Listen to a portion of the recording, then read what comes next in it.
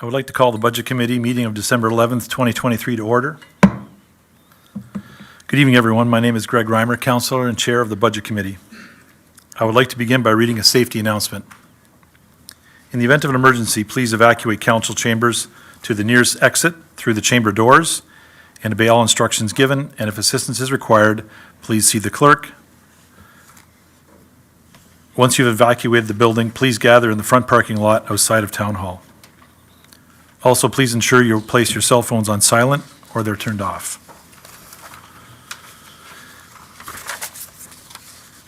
And lastly, the Town of Lincoln Council meetings are posted on our YouTube channel. Closed captioning is available on all of our videos by selecting the closed captioning button on the bottom right of the video.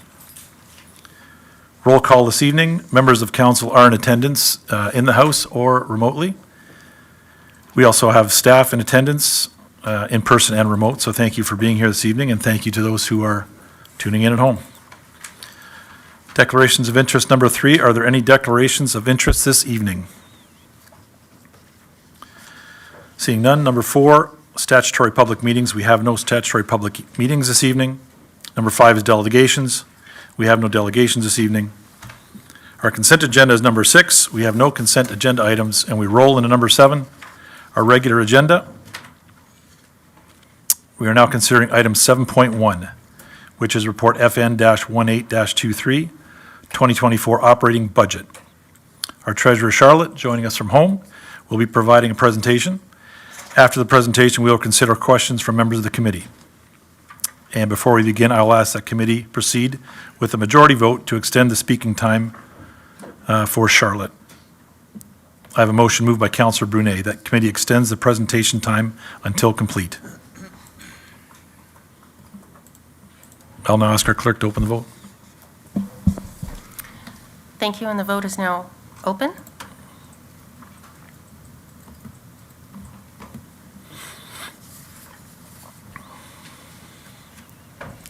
Councillor Pachariva, can I get your vote, please? I would say yes. Thank you. Okay. And I will close that vote, and that carries. Thank you. Our CAO, who's in the visitors dugout this evening, will provide opening comments and then hand it over to our treasurer. Mr. CAO, go ahead. Through you, Mr. Chair, and thank you for that kind introduction. Good evening, members of council. It's great to be in front of you again, talking about budget. So this budget's going to be a little bit different in terms of just the presentation this evening. We are going to tag team it. Director Deanne, Ms. Andrews are also going to be chiming in at parts of the budget. The lion's share of the budget will be delivered by our treasurer, who is home getting better. Hopefully, she told me to make sure I highlight that hopefully technology works for all of us. So that we can share the information that is before you. We do have approximately 60 slides to go through. We will try to get through them quickly because I know there's a number of questions. Staff have been fielding questions throughout today, trying to answer as many of those as possible. In terms of the budget, comes as no surprise, I think, to members of council, as I've shared this with you before, but we have spent upwards of 1,000 hours on this budget. This isn't a budget that we haven't started working on throughout the year. It's something that we started off late in the summer and have been working on throughout the fall. I would also add that nothing before you has come without significant conversations and deliberations. So I know I've said that at every meeting we've been in front of you, but I think it's important. Charlotte and I talked about that today. I've talked about that with the rest of CLT. And a number of you know how difficult these conversations have been. We've met with each of you in various settings. We talked about the importance of budget, the importance of where we're at. And so nothing before you is something that hasn't been a difficult conversation. Up to and including non-union salaries. And so you'll hear some comments tonight about that. And the potential freeze that we have before you as well. Again, these aren't easy things. They're not easy conversations to have, especially publicly. And I highlight that because I want council to know what we have before you is something that has gone through that level of rigor that I've talked about. Also important, We only account for 37% of the budget. And so while you're going to see numbers in here, they only account for a little over the third of the budget. The lion's share of the budget belongs to the region. The region's recently come in at 6.9%, and we will have various scenarios for you in terms of what that means from a blended rates perspective. As well, I think it's important to highlight this budget seeks to support youth and support seniors, and we will have some motions specifically that speak to that that have been brought to my attention, as well as looking at the importance of multi-year budgeting. So I leave you with that. The only other piece that I add is we've already approved 2% for capital. And so what you have before you in terms of that cumulative increase includes that 2%. So Charlotte, we'll turn it over to you to take council through the rest of the budget. Thank you. All right, can everyone see my PowerPoint presentation? Yes, we can. Okay, We're great. good, Charlotte. Go ahead. Thank you. Thank you, Chair. So, good evening, members of council, CLT, members of the public. We're here today to talk about the 2024 draft operating budget. This evening, we're going to talk about a review of the budget process, the budget engagement results, our budget development and how we addressed council priorities, the budget drivers, challenges, and mitigation strategies. I'm going to do a little bit of a talk about property taxes and the blended rate and how that works. And then we'll go to our operating budget overview, the major revenues and drivers, the major expenditures and drivers, talk a little bit about the personnel budget, the departmental budgets, and then recap the budget schedule. So we've shared these 6 phases many times before. Phase 1 of our budget is to prepare. And then phase 2 of our budget is to engage. And so I'm going to ask that the Director of Economic Development and Communication come up, and he's going to talk a little bit about the 2024 budget engagement results.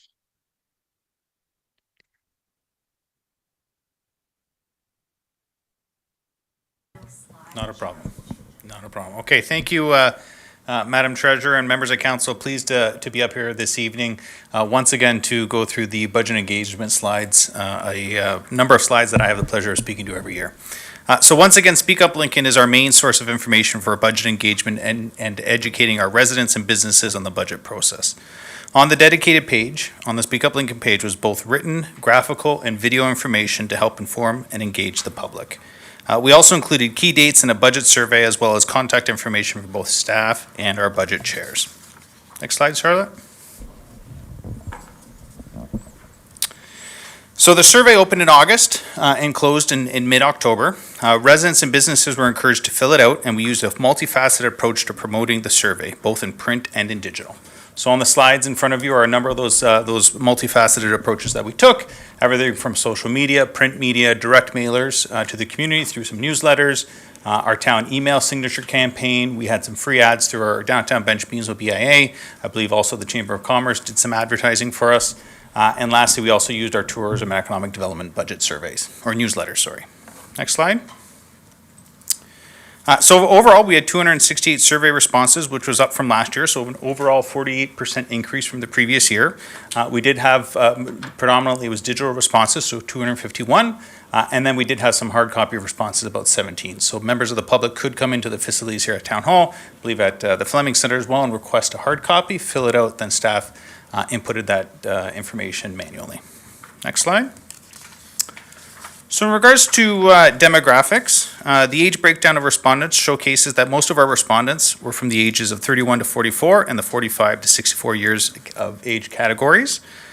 In regards to location of respondents, this is consistent with previous years and reflects our population breakdown, with of course Beamsville being our largest population center, and responses from those locations from Beamsville being the largest. Regarding how long residents lived in the community, this year we had the 1 to 5 category that actually outpaced the other categories. Generally speaking, in previous years, we had more of the 6 to 10 or the 11-15 categories that were higher. This year we seem to see a larger response to the 1 to 5 year category. Next slide. So regarding satisfaction and priorities, so 81% of respondents rate the overall level of satisfaction with our services from fair to excellent. This year, we had 72% of responses or individuals that were positive to whether they received value for tax dollar, which I believe, if was looking this morning, was consistent with previous years. And regarding where respondents would like to see investments made, the top choices were infrastructure, winter operations, and fire services being those top choices.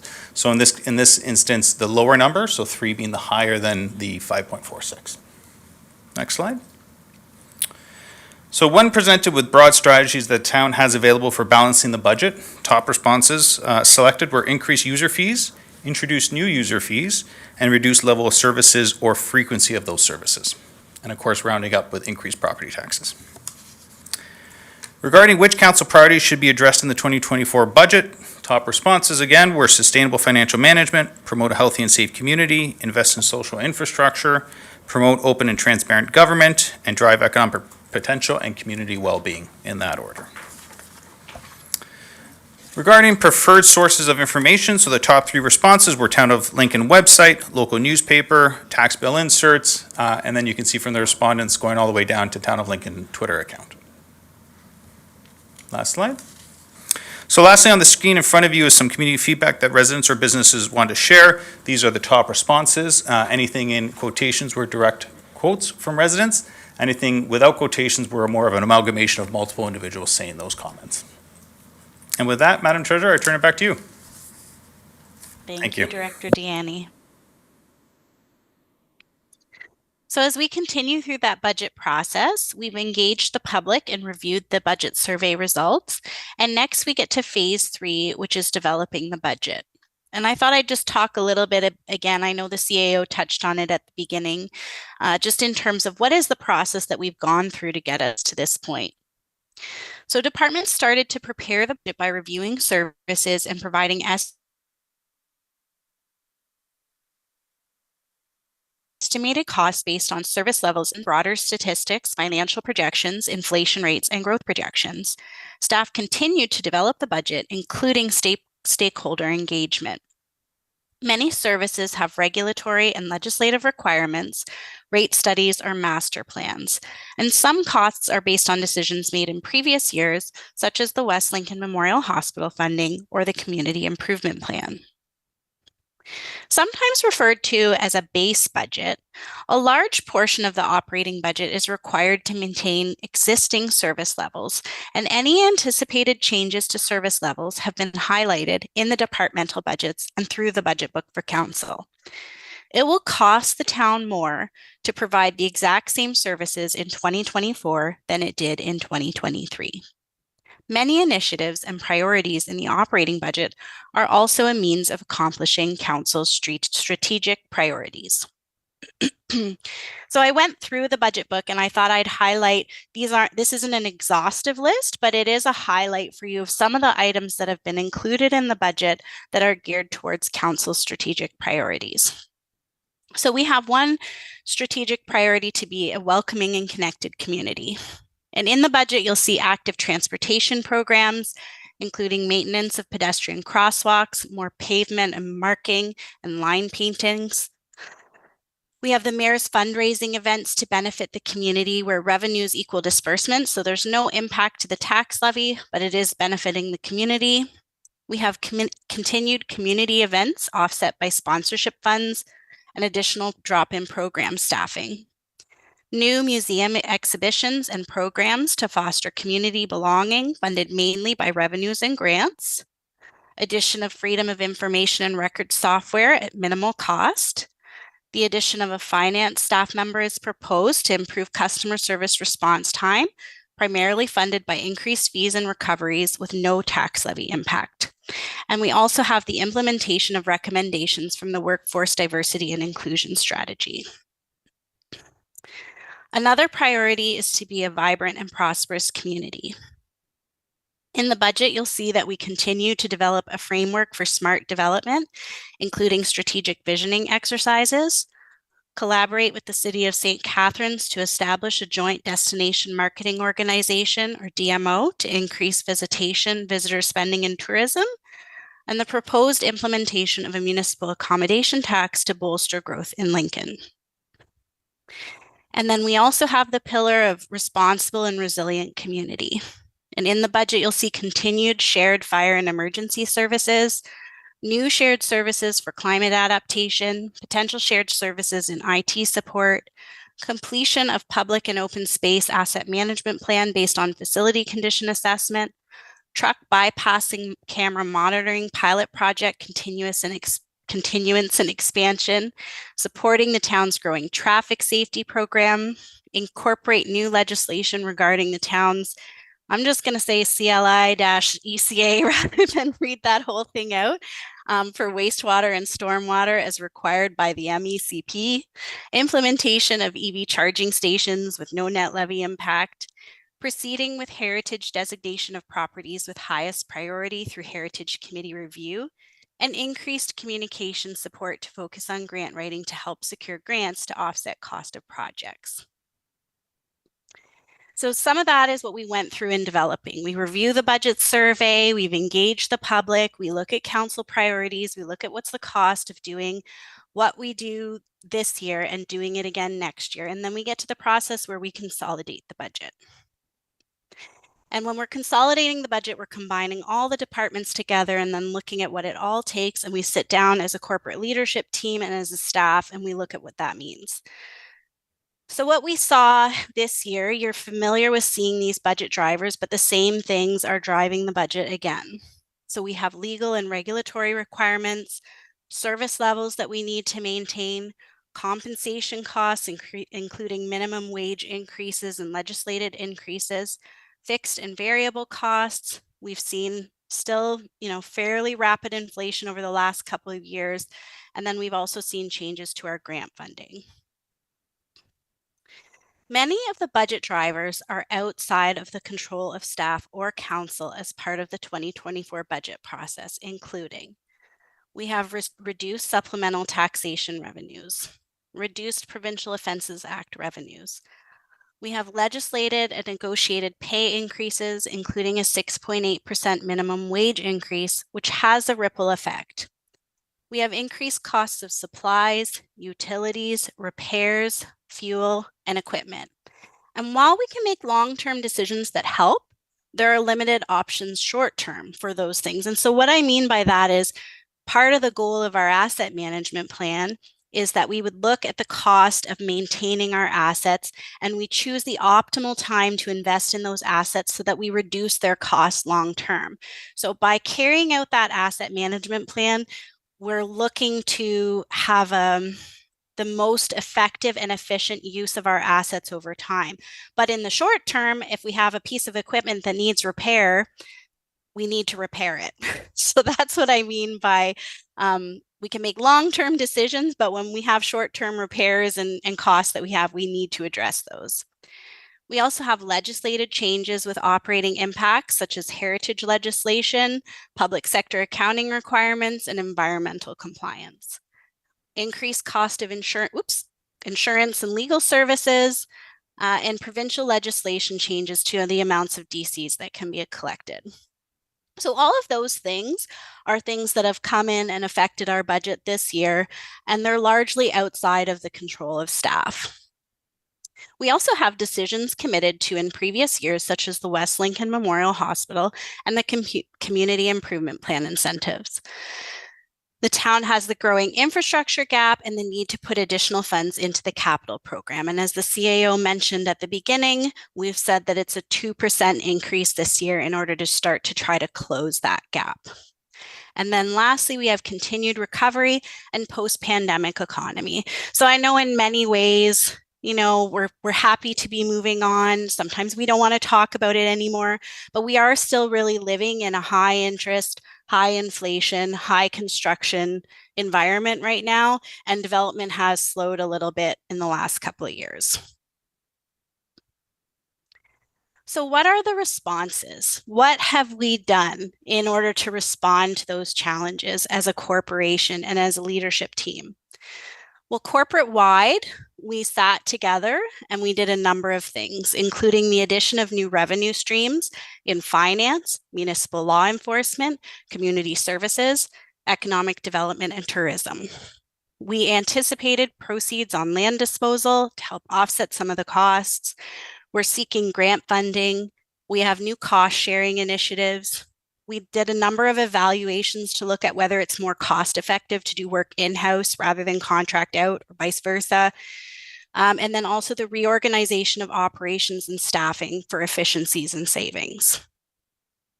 I'm going to give you a list from Public Works because they are a big department.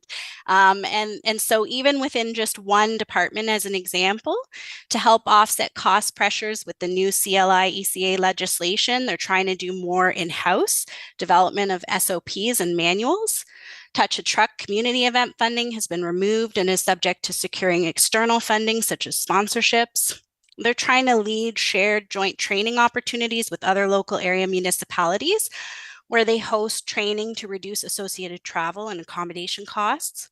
They're looking at opportunities where they can do more work in-house in some areas to help reduce contractor costs, such as roadside ditching maintenance. Several initiatives with other local area municipalities to leverage cost savings around bulk tendering, economies of scale, administrative efficiencies. And they've also reduced some of their programs where they can in transportation and water and wastewater related to materials and supplies where they could to the minimum to help mitigate inflation pressures that we are experiencing around materials and supplies and labor in the construction related industry. So this is just one department as an example. And so, you can really see that as we went through this budget process and we were aware of, how these kind of inflationary and external pressures were facing us, we took a number of measures and a number of steps to try to help offset those pressures.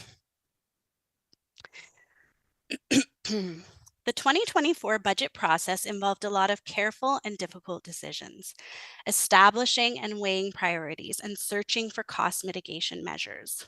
We explored more opportunities for shared services, added new revenue sources, and reorganized some of our operations to find savings. We know that many people are stretched thin, and inflation is affecting everyone in the community. And the 2024 budget seeks to maintain taxpayer affordability while delivering the services that residents value and focusing on the things that matter the most.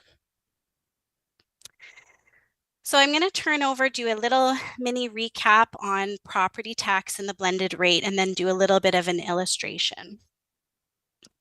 On average, approximately 46% of the average household income in Ontario goes towards taxes. And we've looked at this before. Approximately 26% federal, or so this the Fraser Research Bulletin estimates, 16% provincial, and 4% municipal. And then of that 4% municipal, about 2.3% will go to the Niagara region and 1.7% to the town of Lincoln. Now that's rounded based on their estimates. Our percentage is actually a bit lower, but I'll get to that later.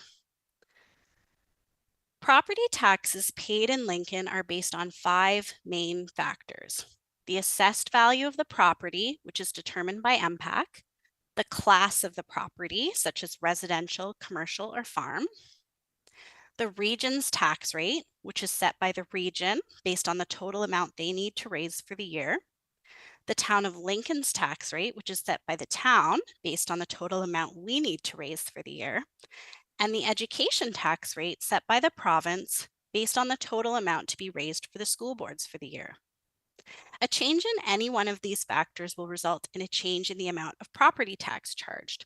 And the only factor controlled by the town of Lincoln is the town's tax rate. So number 4, that is what we control.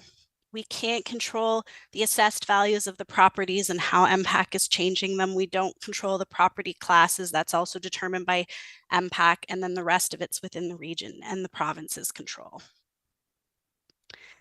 The combination of the region, town, and education tax rates are often referred to as the blended tax rate. Often when calculating the estimated change in property tax from one year to the next, it's referred to as the blended increase. Blended property tax rates basically work like a weighted average. This is similar to the way the final grades are calculated in school. And some of you may be having flashbacks now. I know I do when I remember my exams, and you're trying to calculate what kind of mark you need on your final as you're going into it to get the mark you want to finish off in the course. So you might have 3 quizzes worth 15%, a midterm worth 35%, and a final worth 50%. In this example, the final exam carries the heaviest weight, and it's the most important factor in determining the final grade. The quizzes are important, but if there's one that didn't go too well, you'd think it might not have too big of an impact on your final grade. So then how are things weighted in our property taxes? Where do our property taxes go? The Niagara region is about 52% of the tax bill. The school boards are 11%, and the town of Lincoln is 37%. So the town of Lincoln collects property taxes for all 3 agencies and pays that to the region and the school boards, pays them their portion. And then we keep the 37% of property taxes that's ours to provide our services and programs. In this example, the region of Niagara is the biggest component of the property tax bill, carries the heaviest weight, and the school boards, the lowest component of the property tax bill, carry the lowest weight, and then the town is in the middle. So how is a blended increase calculated? Now you're going to hear me give a disclaimer 1 or 2 times because I don't want anyone to say that this is the actual calculation. This is an illustration just so I can show how it works. So when budgets are set for the year, the overall change in the property tax bill is calculated similar to a weighted average. There can be some minor differences because of special levies for transit and waste management, for example. So transit and waste management are special levies, which means they're specific to each municipality. Lincoln is paying for Lincoln's waste management or Lincoln's transit use. But the general levy is applied across all of the municipalities. So this is an illustration of what would happen if the region increases its property taxes 7%, the town increases its property taxes 7.5%, and the education rates are kept constant as they have been in recent years. So hint, the blended increase is not 14.5%. So it's not the region's increase of 7% plus the town's increase of 7.5%. It's also not 7.25%, which is the average of the region's increase and the town's increase. In this example, what it would actually work out to is a blended increase of 6.42%. So you can see the line with the red arrow is the town's portion of the property tax bill. A 7.5% change in the town's property taxes when it's weighted at 37% of the tax bill works out to a 2.7% increase on the total bill. And then that gets added to the region's weighted increase to get to the total, and the education if it applies, but in this example, it's 0. So there are a couple other things I want to highlight here because I think this is kind of counterintuitive, and I know sometimes these things are hard for people to understand. But for example, a couple of things that I think would be counterintuitive is you can see the region in this example is changing 7%, the town is changing 7.5%, but when you look over to the right, the region is impacting the property tax bill by 3.64%, and the town is impacting it by 2.78%. So our increase is bigger, but our impact on the bill is smaller. And that's something that I think is a little bit counterintuitive. The other thing that I think is a little bit counterintuitive is that both the increases are above 7%, and the blend is working out to about 6.42%. So it kind of goes against what you would assume in your mind, I think, but I thought it was worth highlighting that it doesn't always work like a very simple calculation when you take all those factors into consideration. So again, I'll give the disclaimer that this is for illustrative purposes only. It is a little more complicated than this because there are special levies, and it assumes assessed property values remain the same, which for 2024, that is going to be the case. So MPAC, the province has announced that the assessed values will stay the same as the 2016 fully phased in values The exception to that being if someone has made an improvement or a change to their property, there's been a change to their assessment that's been picked up by MPAC, then the assessed value would be different. So this gives you a good approximation. The weight of the region, local municipality, and school boards are not the same everywhere. So I thought this would also be an interesting piece of information to share with people. So there are a number of factors that impact that weight. So if you look at our bill and you see, well, the town of Lincoln keeps 37%, does that mean every lower tier across the Niagara region keeps 30% and the region keeps 52%? Well, no, it's not the same everywhere.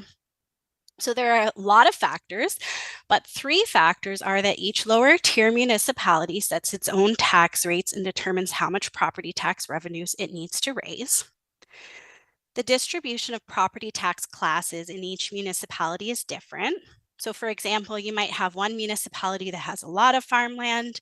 You might have another municipality that has a lot of industrial properties.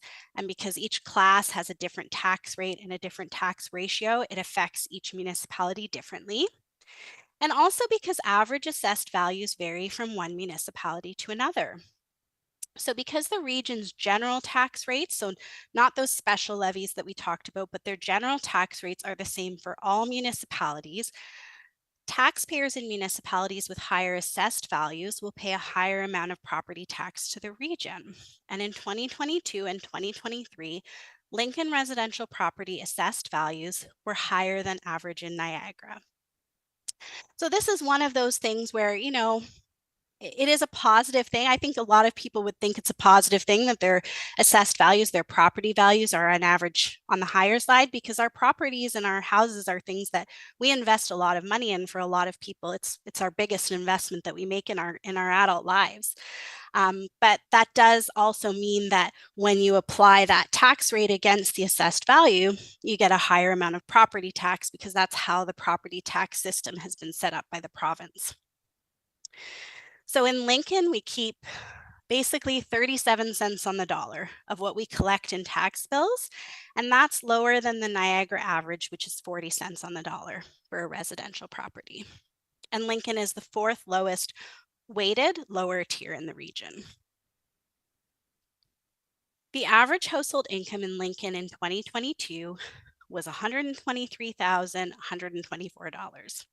This is the most recent figure that we have available. And so this, I've shared this before, but it gives you the breakdown of what the average residential home would pay: $5,168 in property tax. And of that amount, $1,902 would go to Lincoln, and then $2,683 to the region, and $583 to the school boards. So the total property tax bill is 4.2% of average household income, and the town of Lincoln's portion is 1.5% of average household income. Excuse me, I'm just going to take a sip of water. So the 2022 property tax and water wastewater charges as a percent of household income, this is something that the BMA municipal study refers to as the municipal burden. And so we've graphed it out here to show that Lincoln in 2022 was the 3rd lowest of the Niagara municipalities in terms of total municipal burden as a percent of household income. Now that is going to shift slightly when the 2023 comes out, we expect, but it's more a result of changes in household income in some of the other municipalities. So there we were, 3rd lowest in the region.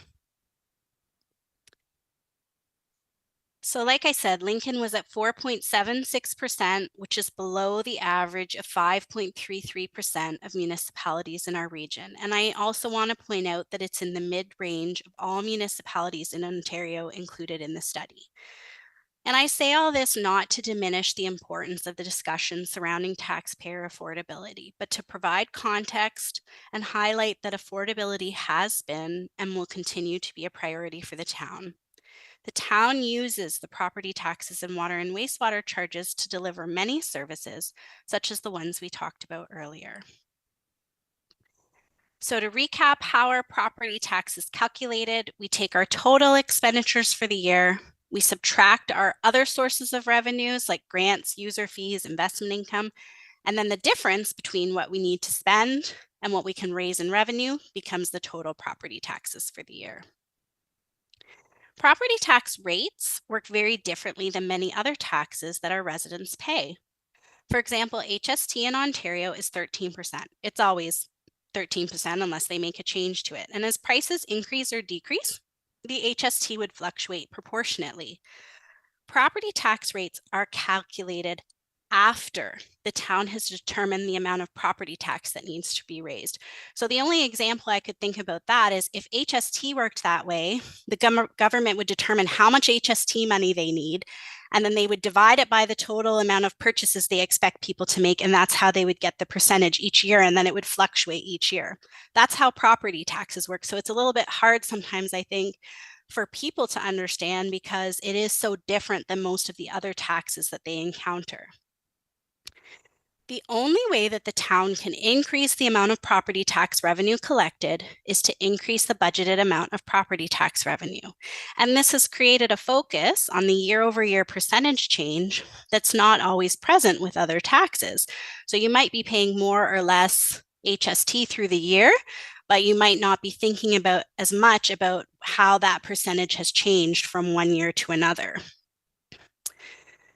So the blended property taxes for 2024, we don't know yet what the change in property tax rates will be for the region, although the CAO is sharing what their most recent decision has been.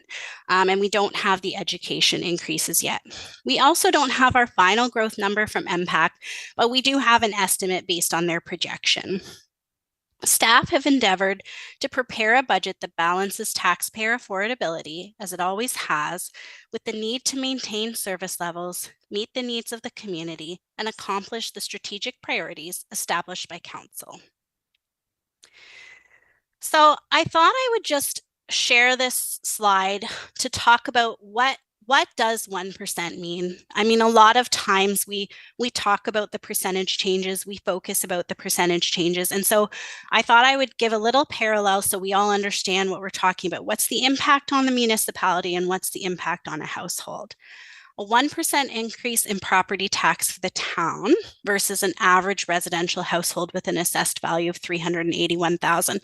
And I will also say here throughout this presentation, you'll see that $381,000 number. And I often have people say to me, my house is not worth $381,000. But you have to remember that this is the MPAC assessed value. It's based on the 2016 current value assessments that have been phased in. And so, you know, it's hard for us to harken back to 2016 and what house prices were back then. But I think if you think back then and think about what the average house was worth, it's actually quite accurate. So those are still the assessed values that are used by MPAC in determining the property tax division, and that's what we have to work on. So for the town of Lincoln, 1% of the property tax levy is $221,575 for this year. This is approximately equal to 100% of our fuel budget for the year, 25% of our insurance for the year, or the cost of living and negotiated and legislated pay increases for staff for the year. So it has a big impact. 1% has a big impact on us. What does 1% of tax mean for the average household? 1% of the 2023 Lincoln tax levy would be about $19. This is approximately 0.37% of the total property tax bill, and it's also approximately equal to 0.015% of household income. So $19, also important to people. Both things are important, and the key that we have when we're setting our budget is trying to balance the financial priorities. It's basically about our priorities. What are the things that are most important? What are the things that we need to do? And what will it cost to do those things in the coming year? So I'm going to get into the presentation soon about the operating budget, but this is an overview of what the impact is expected to be for the average residential house. The 2024 draft operating budget proposes a tax levy increase on the Lincoln portion of the property tax bill of approximately $150 for the year. A $150 increase in the Lincoln portion of the property tax bill is equal to 7.86% of the Lincoln portion of the bill, or 2.89% of the overall property tax bill, which is 0.12% of the 2022 average household income. If 2024 average household income is the same as 2022, which is unlikely because it tends to increase, Lincoln's portion of the property tax bill would go from 1.54% of average household income to 1.67% of average household income. This is approximately equal to the average for lower tiers in Niagara. So when I looked at this, the average is about 1.67%.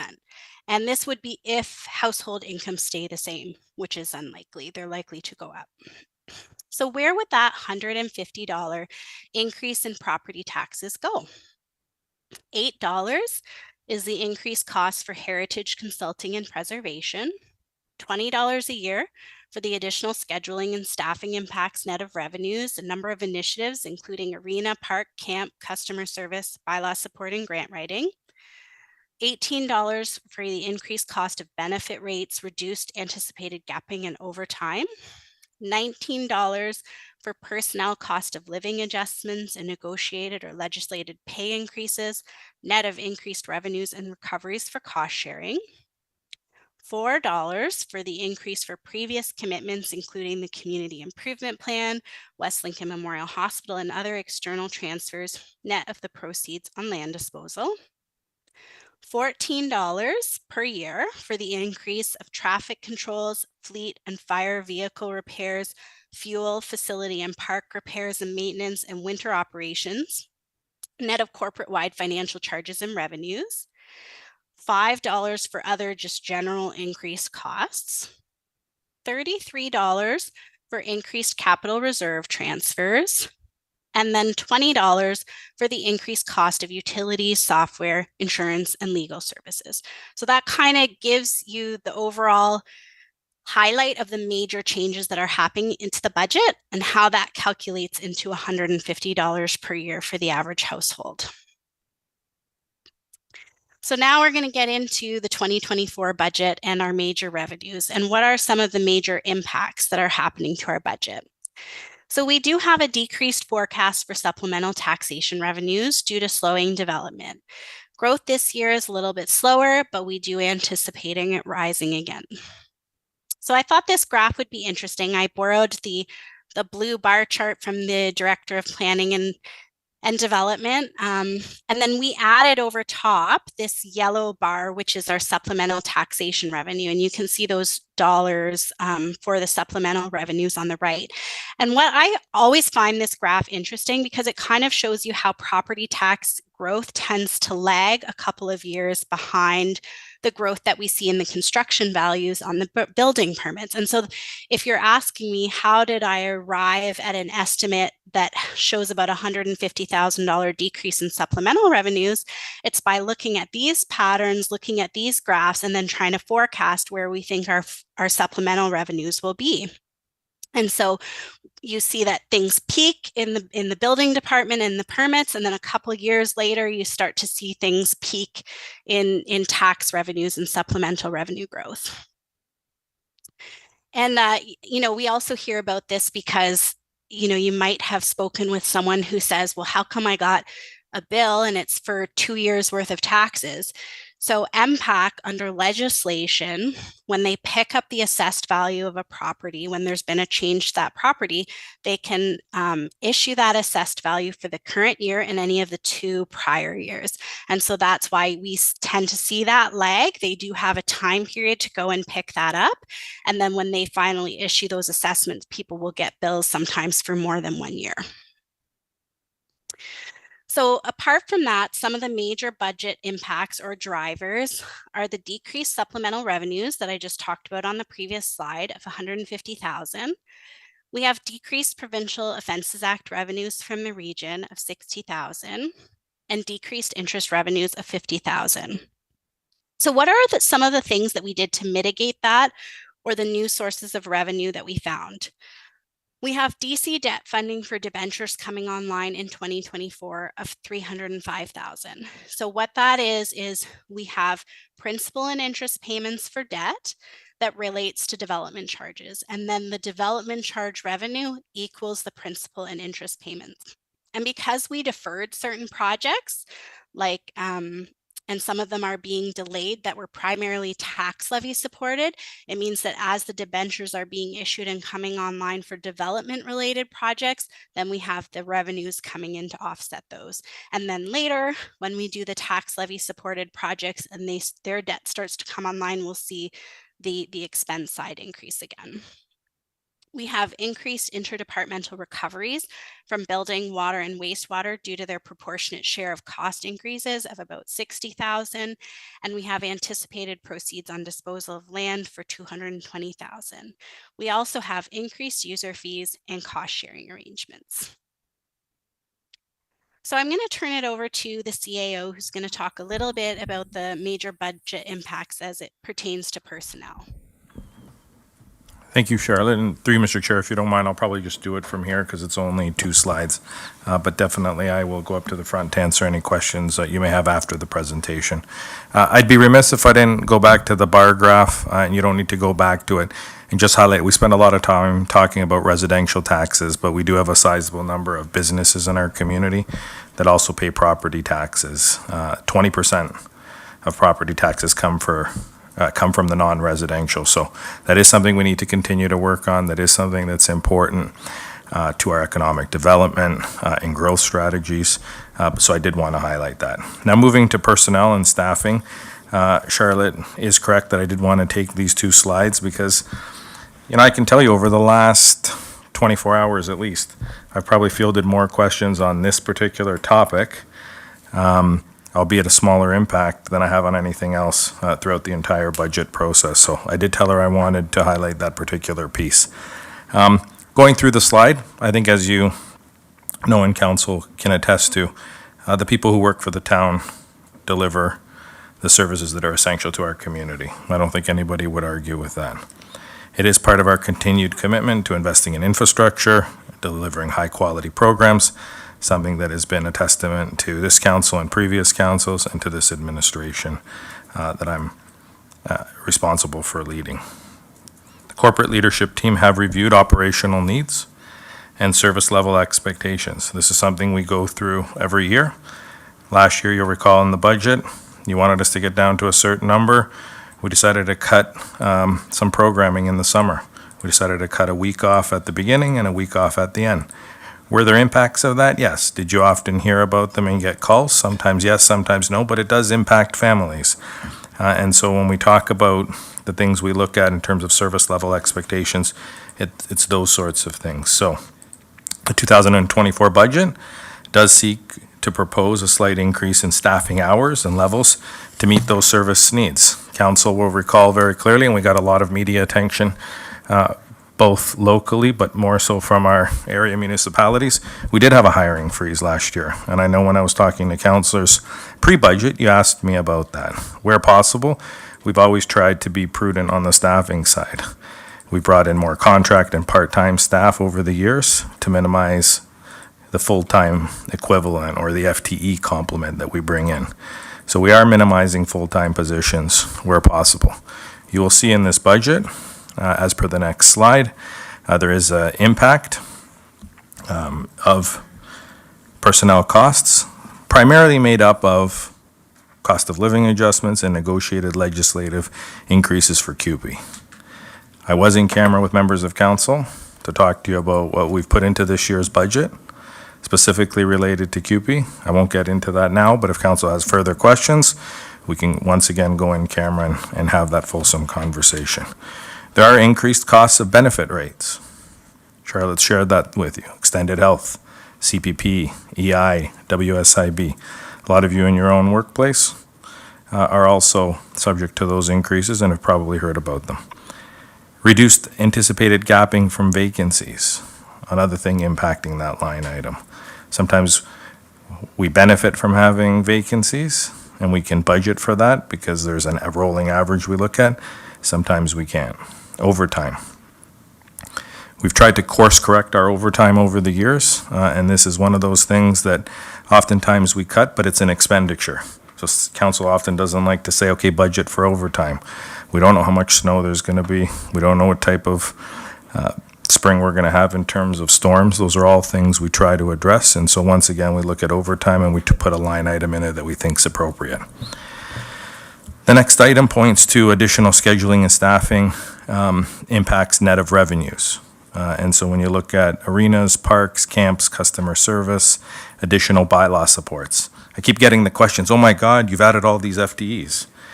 We haven't added FTEs in a lot of these cases. What we've added is additional hours. And in the past, I've been given the direction to come to council during budget when there's a request for additional hours. These aren't net new FTE positions. The new FTE position that you will see is the one that Charlotte's put forward. It's a position we've never had. It's a position that has zero tax levy impact and instead seeks to be more customer service focused and seeks to address specific things that right now we're doing in terms of dealing with mortgage companies, but we'll get more into that. So the mitigation I want to highlight for members of council. I told you when I kicked off my comments, this was not an easy year for budget, and I don't like to be having conversations where I'm proposing no COLA or grid movement. But I continue to hear from members of council. We all need to feel the pain. The residents are feeling the pain. So I can tell you this was a painful conversation for your corporate leadership team. And if you look at their faces behind you, no one's making eye contact because this took a lot of consternation. It took a lot of debate.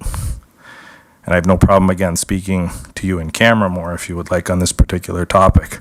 But this will mean no COLA or grid movement till July 1st. Typically, this would happen on January 1st. That means no COLA for 18 months for your non-union staff. So numerous initiatives around cost sharing. I know Charlotte shared those. I won't go into those. I hear about the climate change coordinator often from members of council. I've also received direction, I think it was through Councillor Brunet, to look at, is there a shared services on that?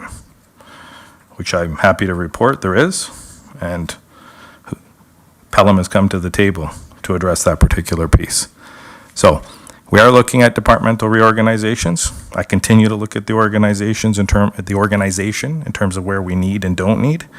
And again, I have no problem sharing where other communities are at, what others are hiring. I can tell you, talking to my CAO colleagues this past Friday at a meeting, most are putting in significant full-time equivalent asks in order to meet the work demands that are in front of them in a lot of municipalities. Smaller than ours, larger than ours, same size as ours. So I'll turn it back over to Charlotte. Probably a lot of questions that you'll have after the presentation on this particular topic, and open to answer any of them, both in camera and out of camera. So apart from the personnel changes, what are some of the major budget impacts on expenditures? We've had increased capital reserve contributions to start to close the infrastructure gap of $445,000, an increase in traffic controls, fleet rental, fuel, repairs and maintenance on large tractors and equipment, winter maintenance and fire vehicle repairs and inspections for a total of $187,000. The Community Improvement Plan incentives program dating back to 2014 of $160,000. Increased cost of legal services, $122,000. Increased heritage consulting fees, $111,000. Increased cost of insurance, $110,000. Increased cost of utilities, $100,000. An increase for facility repairs and supplies, maintenance, planters, and materials for parks, $75,000. The increase in the contribution for the West Lincoln Memorial Hospital, which will be debentured in 2024, of $65,000. That's about half of what we need to get to the full debenture payment. And then the increased cost and upgrades to software and licenses of $60,000. A contribution to the library of $49,000, and operating reserve transfers and external transfers of $45,000. So these are all the major things. Like, we will go through the department schedules, but basically in the last few slides, I've highlighted for you all the major impacts that are happening to the budget this year. So again, What did we do to mitigate? What are the reductions in cost savings? Well, I discussed a lot of them earlier in the presentation. We've suggested alternative delivery methods, insourcing versus outsourcing. Staff have reviewed budgets with rigor to find efficiencies and savings. We have cost sharing opportunities explored, as we discussed before. Detailed review of software licenses and use of light versions where possible. Hospital increase is anticipated to dementia. The amount has been phased in over 2 years, as I just mentioned. We did reduce the personnel and the hour asks and the staffing requests from the initial ask by $399,000 throughout our meetings. We reduced the heritage and planning consulting from the initial ask of $110,000, reduced planning department consulting for visioning for $110,000, and we reduced the budget for storm sewer and culvert work for $45,000. So it took us all of that to get to where we came to today. So this is the town's budget for revenues overall. And you can see, most of the changes that are here, I've already speaked about now up until this point, so I'm not going to go in detail, but you can see in taxation other, that decreases the decrease in the supplemental revenues. The debt service funding, you can see that going up by $305,000. You can see how user fees are going up because we've looked for all these new revenue sources. The interdepartmental revenue, so that's the recovery that we get from the building, water, and wastewater departments. So because costs are increasing, a portion of that goes to them.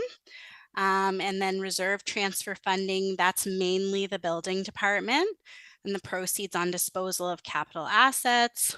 And then our financial revenues changing because of a decrease in interest. And we've got increased donations, sponsorships, and advertising. That's mainly from the mayor's fundraising efforts, which is no impact on the tax levy because revenues equal expenditures, as well as we're looking for some sponsorships to offset the cost of community events. And then this slide shows you the total operating budget expenditures. You can see in total, they're budgeted to increase by $2.8 million over the course of the year. And again, you can see some of the changes that we've already previously spoken about. So you can see the labor costs increasing by 5.6%, services and supplies by 11.5%. And then benefits, I broke it out into a separate line because you can see that the percentage change in the benefits is higher than the percentage change in the labor. And I thought that was important to highlight so that we understand that as those benefit rates come in and they increase at a faster pace than what we anticipate, then it has an additional cost that's not necessarily really being seen by the staff. And then increased capital reserve transfers. I'm not going to go through in detail, I don't think, because I think I really kind of already talked about all of these items. But when we get to the question period, you can certainly ask any other follow-up questions. So now we come to our departmental budgets. This is the 2024 draft budget for council. So some of the highlights and the major changes here are those funding revenues and disbursements that we talked about. You can see the $70,000 of revenue equals $70,000 of expenses. So this is a charitable initiative that doesn't impact the tax levy. And you can also see that there's a budget for counseling committee workshops that was reallocated from legislative services. So when we move something from one place to another, it doesn't have a cost impact to the tax levy, but you do see it move into this budget. And then we also have an increase in cost for ward newsletters and conferences. So those ward newsletters and those increased costs becoming really important because of the changes that are happening in the newspaper landscape and less print being available for people. So we're trying to meet those needs. Next, we have the public works budget. Some of the items to highlight here is that we have increased recoveries from the building, water, and wastewater for cost of the fleet. We have an increase for traffic controls, fleet, rental, fuel, repairs, parts for large equipment and tractors, and a small amount for training. And we also have a small transfer to the winter maintenance reserve fund. So I know that's something that has been commented to me by council wanting to put away for those unpredictable events, and it's hard to do when, we have all these pressures from the budget and we're wanting to keep the number as low as possible. So we put in $25,000, which is nowhere near enough for a major winter event, but it will help us start to just chip away at it one little bit at a time. And then next we have the community services budget. So in this budget, you'll see increased revenues to offset staffing costs in camps, museum, and cultural programs, as well as for the EV chargers. We've got increased staffing with over 20% offsetting revenues for landscaping, Indigenous engagement, arena operation, summer park students, camps, drop-in programs, special events, and museum summer programs. An increased cost of fire facility repairs, building supplies, security cameras, and maintenance, and planters and materials for Jordan Village. And mostly the biggest impact here, other than that, is the significant increase in utility costs. So we did a very in-depth review of our hydro, gas, and water and sewer costs and looked at what the consumption has been over the last several years, tried to take a look at 2023 and forecast it to the end of the year, and then predict where we think it's going to sit for 2024. So there was a very in-depth review of the utilities in arriving at this budget. Next, we have the budget for fire rescue services. And in this budget, you'll see there are some revenues and expenses for an emergency management conference, but there's no net levy impact of it. It's the revenues equal the expenditures, but you are going to see both of those items kicking out in the budget change. And their biggest impact here is the increased cost of fire vehicle repairs and maintenance, inspections, fuel, and dispatch. I know as part of the capital budget, we talked a bit about those fire vehicles and what their age is. And so what you're seeing there in terms of the repairs and maintenance is sometimes the outflow of those things. Then we have the planning and development budget. And some of the key highlights of this budget is that there are increased increased fees from short-term rental, the licensing or the potential what may happen with that, and cost recovery for shared climate adaptation that's anticipated. The climate adaptation position has been reallocated from Public Works, so there's no impact to the levy. And in fact, this one is sort of like a net savings because we have those cost sharing initiatives that are coming from this position. And then we also have increased heritage consulting fees, reduced subdivision development costs, and then there's also an offsetting reduction in revenue. So those subdivision development fees, it's another one of those items where you have revenues, they tend to equal the expenses. We try to recover as much as possible. So when one goes up, the other goes up. When one goes down, the other goes down. And then we also have increased legal fees. This is the building department budget. So the building department budget is a rate supported budget.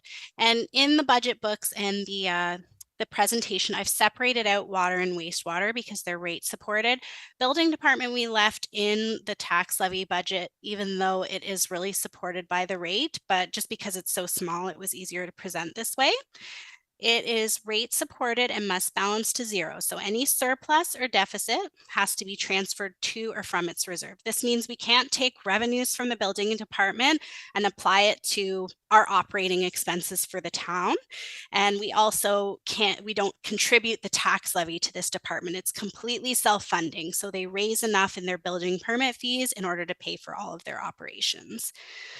We're anticipating a slight decrease to building permit fees due to slowing development, and they also have decreased consulting costs, and then they have increased software costs for online permitting. And something I should also mention is that online permitting software is it's an exciting initiative because when we talked about MPAC and that lag in picking up the assessed values, part of what we're trying to do with online permitting is to share that information between the town and MPAC in terms of what development is going on in our municipality a little bit more quickly and a little bit more in real time. So that's an exciting thing. And again, those costs are fully offset by the building permit fees. Next, we have the economic development and communication budget.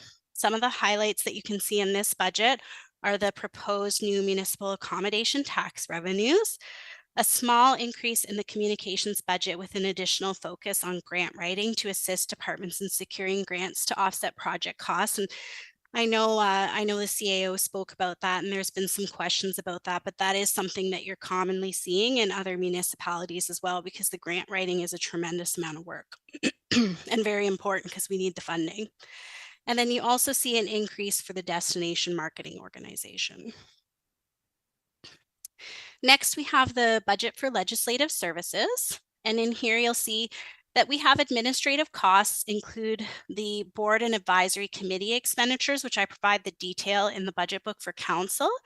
And the thing we've added for this year and made note of is that any committee budgets that are not spent in the year may be transferred to a reserve for use in future years when requested by the committee. So in approving this budget for that, council, then you're authorizing me to do that, transfer that money into the reserve, and then allow them to use it in a future year. And then that helps ensure that maybe they want to plan to save something up for a couple of years and then do it a couple of years later. They don't have to feel like they have to spend it in year.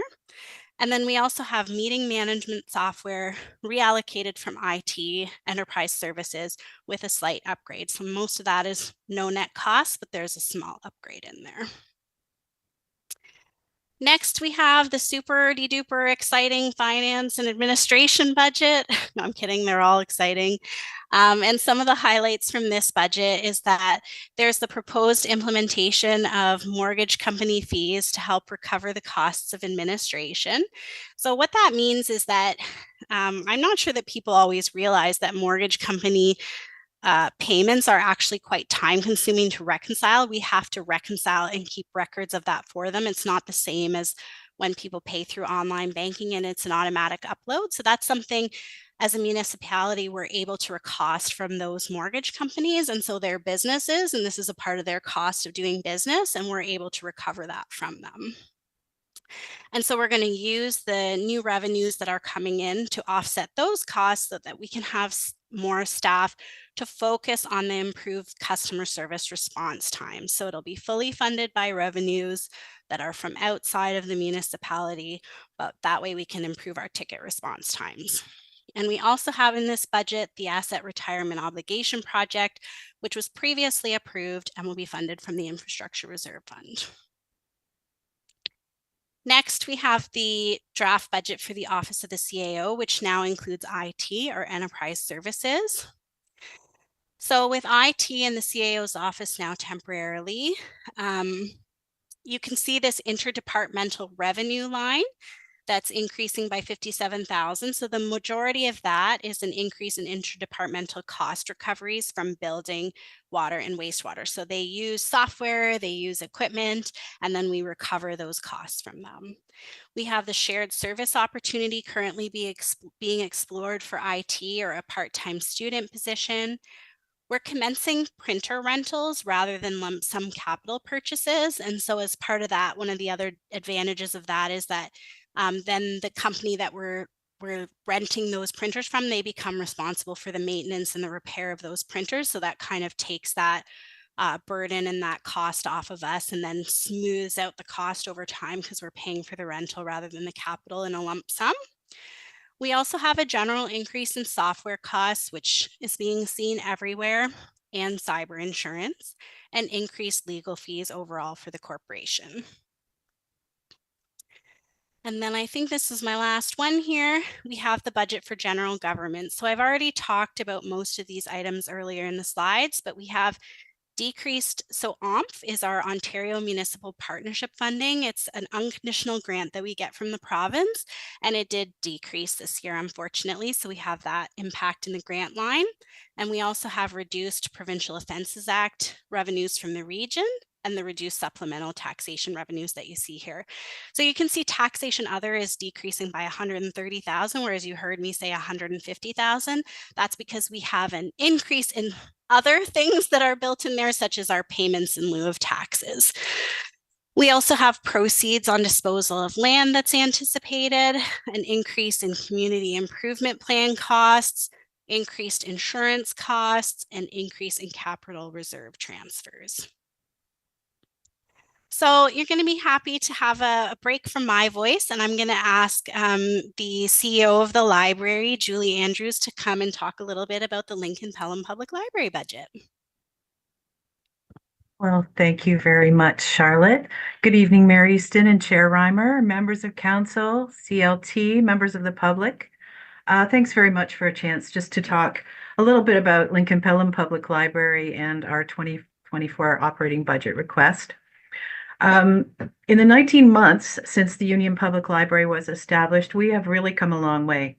By just the end of Q3 this year, we've delivered over 1,100 programs, welcomed over 180,000 people, and loaned more than 350,000 items. So we've really seen the effects of the pandemic easing and people returning in huge numbers.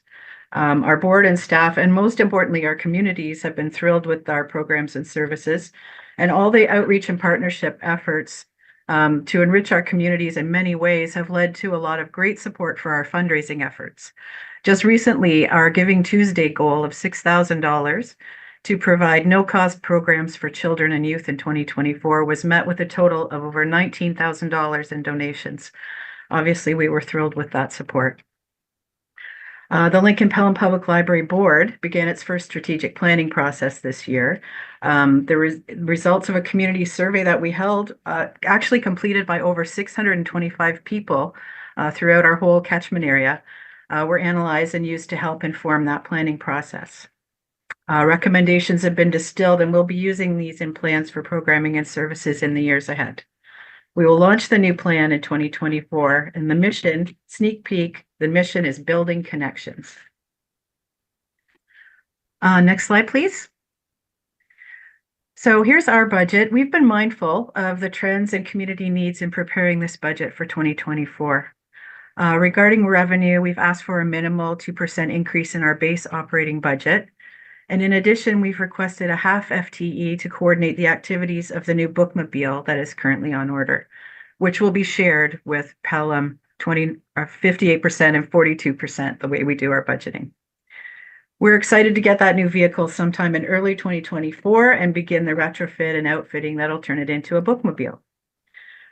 Knowing that we're planning renovations at both Rittenhouse and Fonthill branches in the future, we're going to spend a little less on collection materials and processing next year. We continue to leverage our Libraries in Niagara Cooperative to make collection purchases and reciprocal borrowing to ensure that members have access to the widest possible selection of materials. We've also tightened our administrative spending despite increased insurance costs for 2024, as Charlotte mentioned. So we're ramping up for another wonderful year of activities in all our branches. The library provides critical supports, as you know, in so many ways for so many: knowledge, culture, health, reconciliation, and belonging. And we really appreciate the continued support of this council in helping us fulfill that mandate. Thanks. Thank you so much. So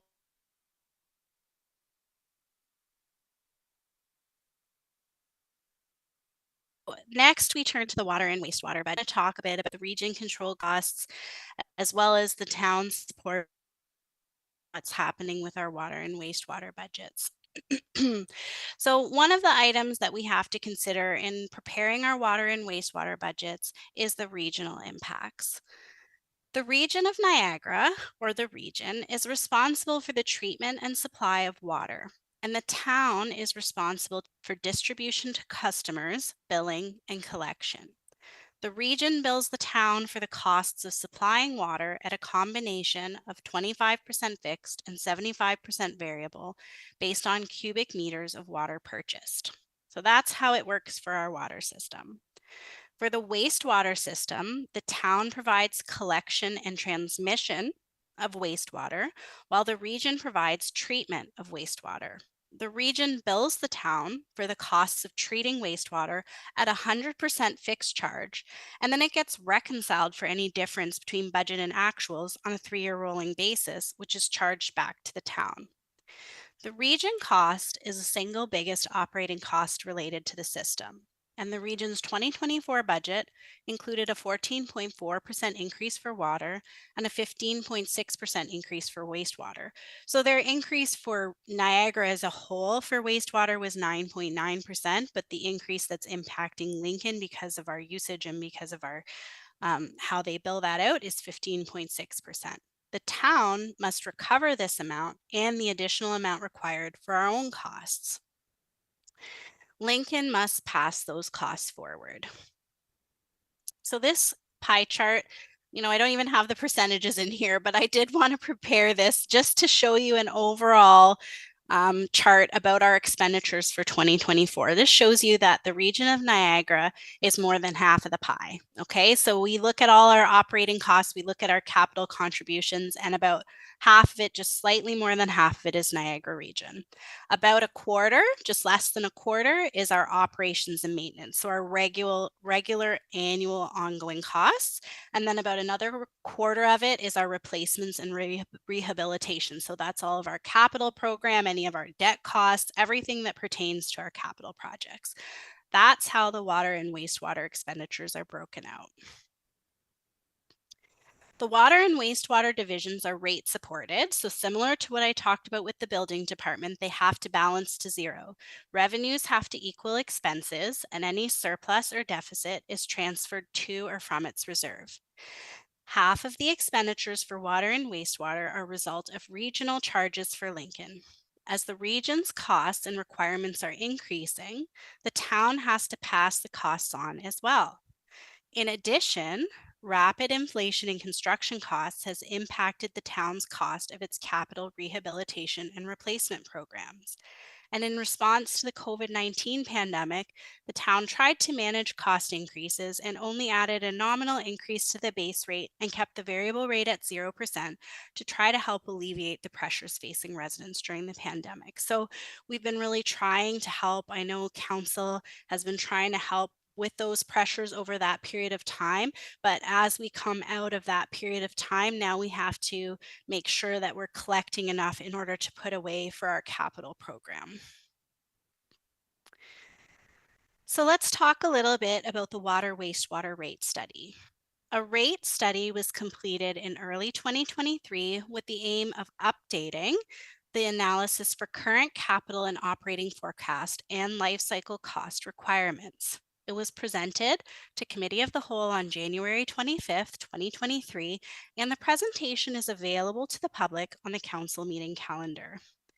It was important at that time to update the financial plan to address rapidly rising capital costs due to significant inflationary impacts, as well as incorporating new information from various studies, including the Asset Management Plan and the Region's Master Servicing Plan update. The analysis in the rate study continues to provide fiscally responsible practices in line with provincial legislation. So I know as council will recall, is well aware, and I know when I first started working here for the town of Lincoln, I attended the session about water and the importance of health and the importance of having a sustainable financial plan for our water system. And so this is critical. We have an obligation to do it. And it's also just really important to be able to provide that clean and healthy drinking water to our residents. The study had determined at that time that in order to meet the town's expenditure requirements, including the costs from the region, there would be an average increase of $250 per year in the customer's combined water and wastewater bill from 2023 to 2026. As the town's expenditure requirements lessen in the second half of the forecast, the rate increases would decrease to an average of $52 per year from 2027 to 2030. So that's what the plan looked like at that particular time. The increases will assist in reducing the town's debt requirements, which will save on longer-term financing costs. And it was, at that time, a balanced approach to manage rate increases and debt capacity. So we're trying to balance those two things. We want to have some debt so that the rate increases aren't too big, and we also want to have some increases so that we don't have a significant increase in debt. The region-controlled costs have also increased by more than the amount anticipated in the study. So I thought it was important for me to highlight that as part of this budget process, I did go through and I compared our 2024 budget to the forecast that was in the rate study to see how we're stacking up. And generally speaking, we're on track, which is a positive thing. We have a plan, we're following the plan. However, we have had increase in the regional costs because if you remember when I was on the regional slide, they bill us at a fixed rate, but there's a reconciliation on that 3-year rolling basis, and some of those reconciling amounts, which we didn't know at the time that we did the rate study, have come in higher. So the rate study's forecast of regional sewer charges for 2024 was 3.69 million, but our actual anticipated sewer charges are 4.9 million. And that's based on the region's fixed billing of 4.57 million plus a finance estimated reconciliation from the 3-year average. We also see that the rate study forecast regional water flow charges of 2.36 million, but the actual estimated flow charges are coming in at 2.37 million. So not a big difference there on the water, but a fairly big difference. So the total difference in actual anticipated cost versus the rate study for regional charges for water and sewer is 1.22 million. So we've got to absorb that. We've got to recover that additional amount as well as the amount that we need for our operating expenses and our capital expenditures. The 2024 draft budget includes an average increase of $222 per household, which is actually below the average anticipated annual increase from the rate study, which you'll recall was on average $250 a year. Staff recommend continuing to follow the recommendations of the study. The plan has been and continues to be to update the water and wastewater financial plans and the rate study in 2024, incorporating any changes that result from the new DC background study, the 10-year capital remapping, and the updated regional flow charges to determine the anticipated rates in 2025 and beyond. So here you can see the draft budget for water. You can see there's a decrease in wages here to water. So management conducted a review of the staffing wage allocations between water and wastewater to ensure that we're accurately reflecting where we're anticipating their time will go in 2024. And this resulted in a decrease in wages for water. We also have increased training for licenses and software costs. We have debt servicing for debentures that's coming online from 2023 and 2024 debenture issuances. We have increased charges from departments such as facilities, fleet, and administration. So as those things, as the software costs are increasing and fuel and repairs and all of those things, and then we apportion a piece of that to water and sewer, then their interdepartmental or their interfunctional charges go up as well. And then we have increased capital reserve transfers that are required for life cycle replacement. So that's where you see that balance that we talked about in the rate study, where we're balancing debt with the rates to try to put more into the reserve so we don't have to take as much debt out in the future. Here is the draft budget for wastewater. And here you can see that $360,000 decrease. It doesn't necessarily mean that we're anticipating less grant from the region. It's just that we've allocated that grant over into the capital budget.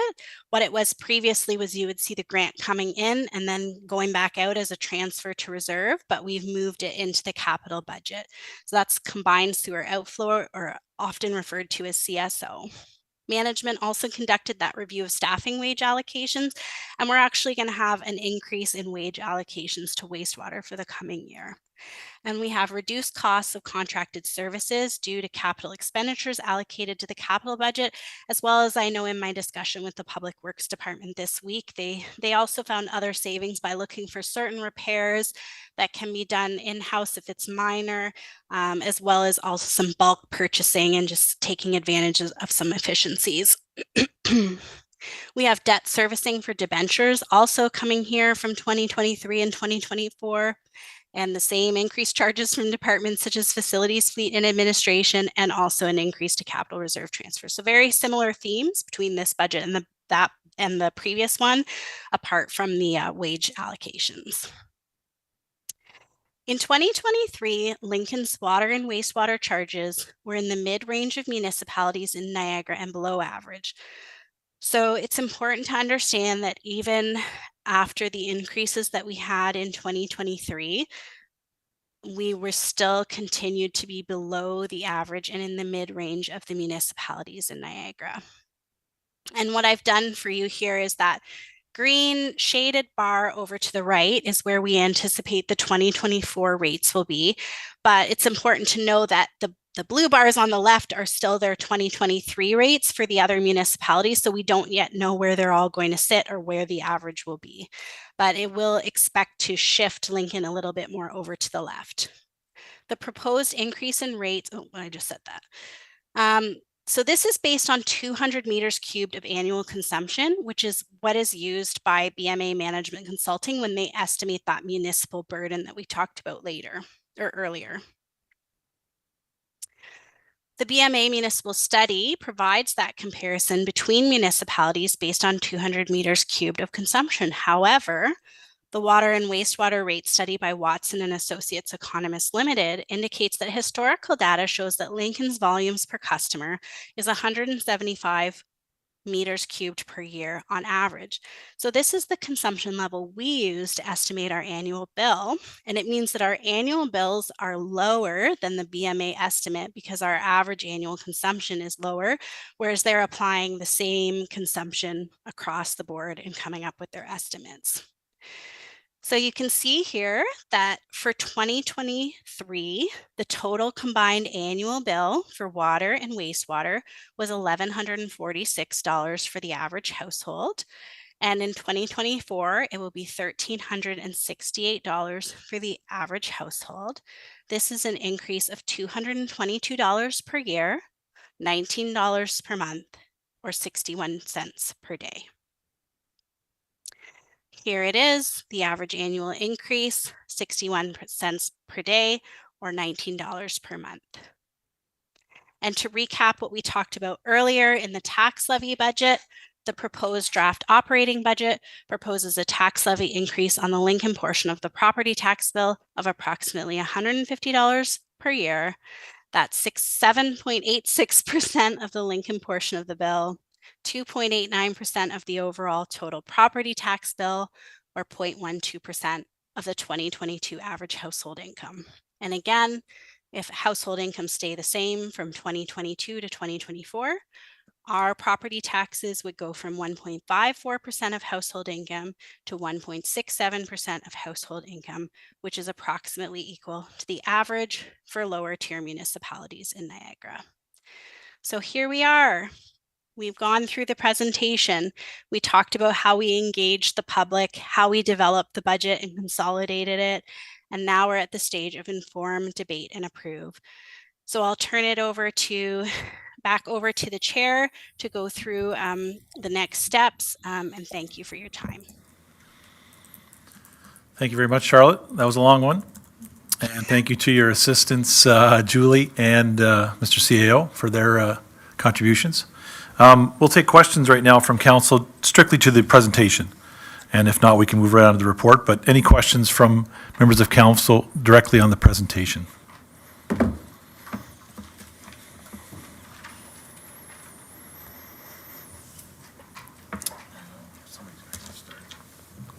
Councilor Mikulik, please go ahead. Thank you very much, Chair Reimer, through you to Charlotte. So I'll get started, and I'm sure others are still thinking of their questions. Thank you for that presentation. I don't think I've ever sat through a 76-slide presentation yet. This is the first. That's quite in depth and a lot of information there.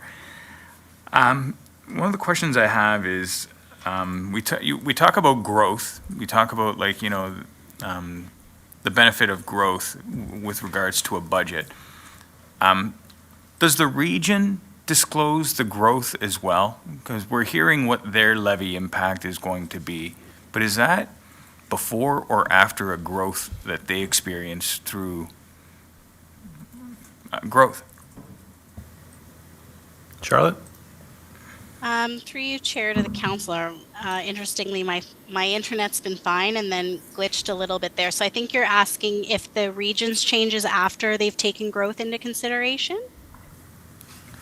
Correct. We have an anticipated budget that we're looking at, and it's X number of dollars or X percent less Y percent, which is the growth.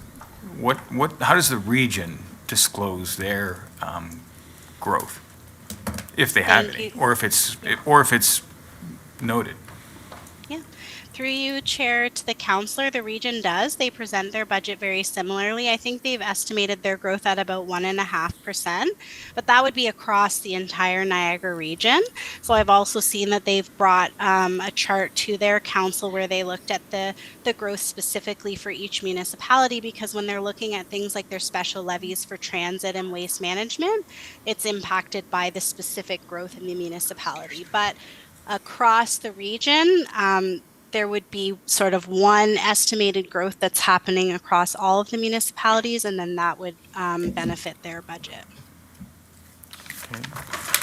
Thank you very much. So, another question? Go ahead, Councillor. Me, on slide 32, there, you were talking about like what we were paying to the region, and we're paying like 40% as opposed to what others are paying 37%. I can't recall the exact numbers. Is there a question of fairness to this? Like, do we advocate to the region, or do we say to the region, like, why are we paying more than what is our fair share, or is there a fair share? Through you, Chair, to the councillor. I don't think it's a question of fairness. So I tried to explain in that slide that there are items like assessed value of households that impact how much we're paying. So say in Lincoln, if our assessed values, if our property values are higher on average than certain other municipalities, then the properties in other municipalities that have lower assessed values would be paying a bit less. Now, in terms of fairness, then you're getting more into the theoretical issues of, how taxes are structured and are taxes structured fairly. That's not even in the region's control. So how the province has dictated that assessed values get calculated and then the tax rates applied to that, that's something that's outside of all of our control. But I do understand what you're saying, because I know sometimes people will say, well, just because you have a high assessed value doesn't necessarily mean you have a capacity to pay more, but that is the way the property tax system has been set up. Well, thank you. I do ask that question because if, I personally know a lot of people that are, there's people paying $3,000, some people paying $5,000, some people may be paying $18,000, $19,000 a year in property taxes. But it seems like, if you're paying $10,000, then, between the region and the municipality, taxes go up 7-8%.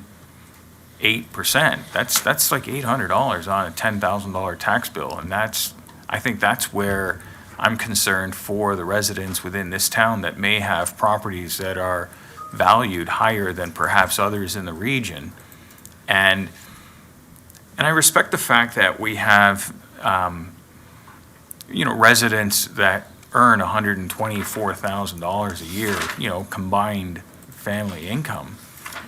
I still feel that's a lot of money after tax dollars to have to pay towards property taxes. So that's why I feel it's important for us to make sure that we're not inadvertently paying more than perhaps we want to pay to the regional level.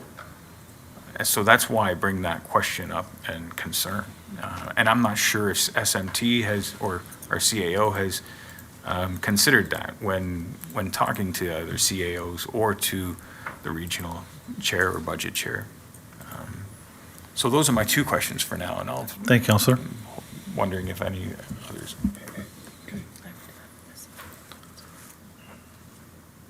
Councillor Brunei, please go ahead. Thank you, Chair Reimer. So, thanks for the presentation, Charlotte. I have a few questions. I'm just wondering if you could just kind of explain to me, slide 72, so I'm assuming that that chart is indicating a combination of water and wastewater collectively in those diagrams, those blue and green bars. So when we talk about Lincoln in 2023 being below average in the mid-range of municipalities and below average, how is it that we can be higher than St. Catharines and Niagara Falls? I'm just trying to understand how this works in terms of, how these costs are determined. And I realize rate studies are probably coming into play. Maybe some municipalities haven't had rate studies. I see you shaking your head, nodding your head, but just, I don't have the depth on this, so I'm just trying to understand that slide.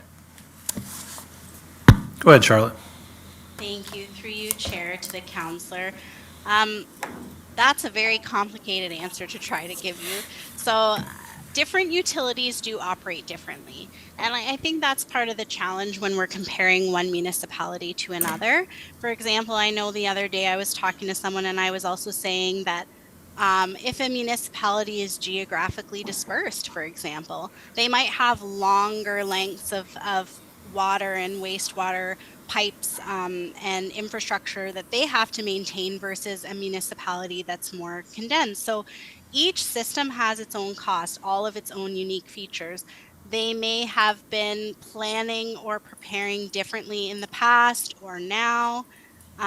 So it's a little bit hard to compare one municipality to the other. And I think also they would have different amounts of commercial and industrial properties as well, different proportions of them, similar to how we talked about in property tax, that they impact the rates differently. I think on the water and sewer side, the nature of those municipalities and the type of properties that they have that are using water and sewer would impact it as well. So that's really about as far as I could get in my expertise in terms of the other local area municipalities, but I don't know if anyone from the Public Works Department wants to add anything to that. Jillian, please go ahead. You have something to add? Thank you, through you, Chair.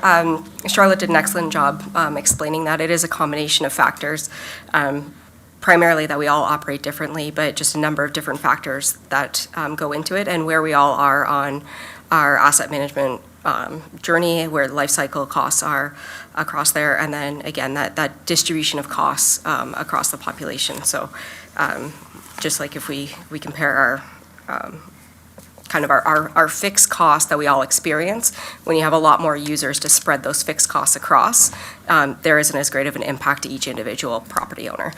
So it's the same thing within the utilities. So we have those longer section of pipes. We still have to have our staff to operate and maintain the infrastructure. We still have those basic costs that we have that filter down from the region as well for their fixed costs. And unfortunately, we have a smaller pool to allocate those costs to compared to a St. Catharines or a Niagara Falls or some of those other branches.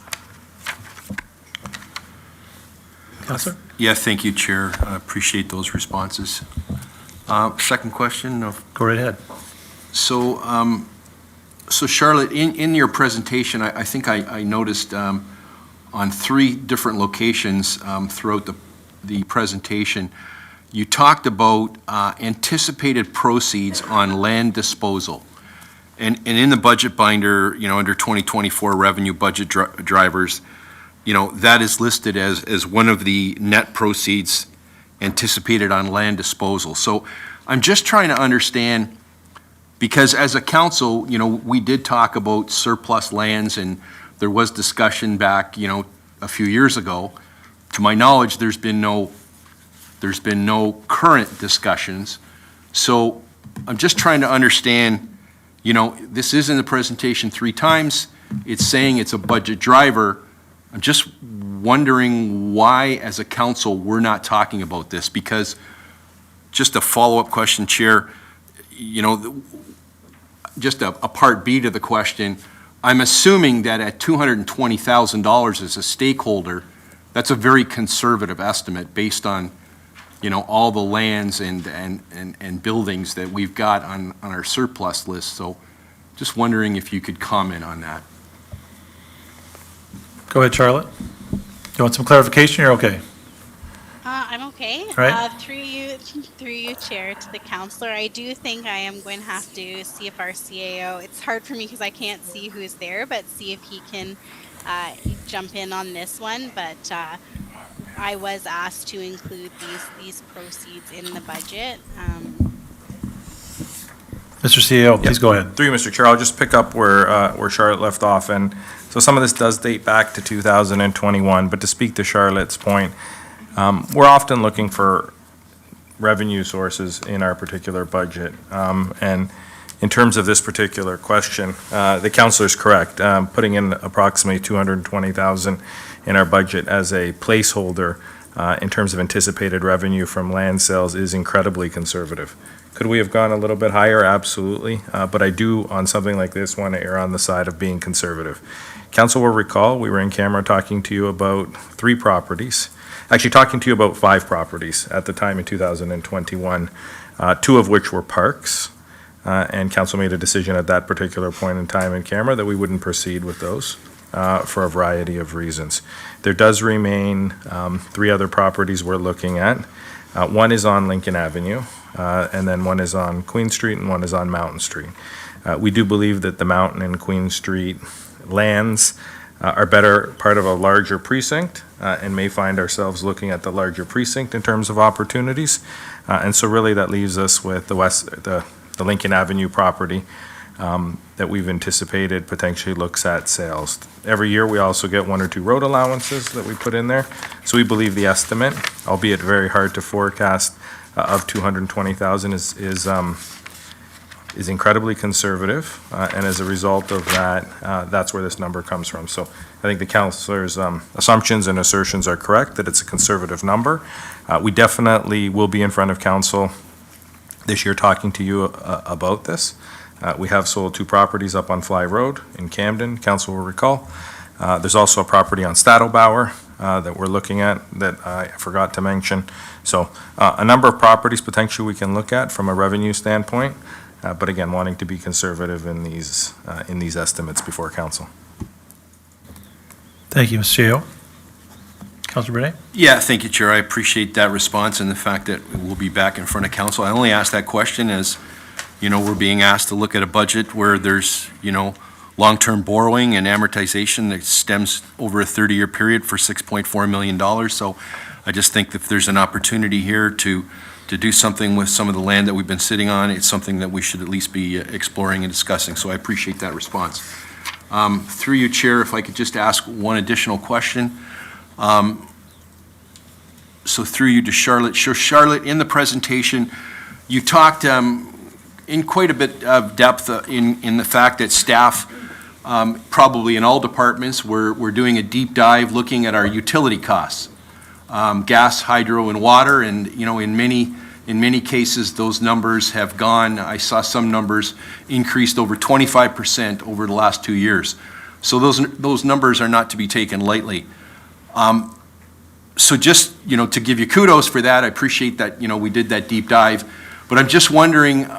In some of the slides you showed in terms of increased insurance, increased benefit costs, and all those other external costs that, are we taking the same deep dive in some of those, or are we just simply, paying premiums when the policies are coming up for renewal? So look forward to your response.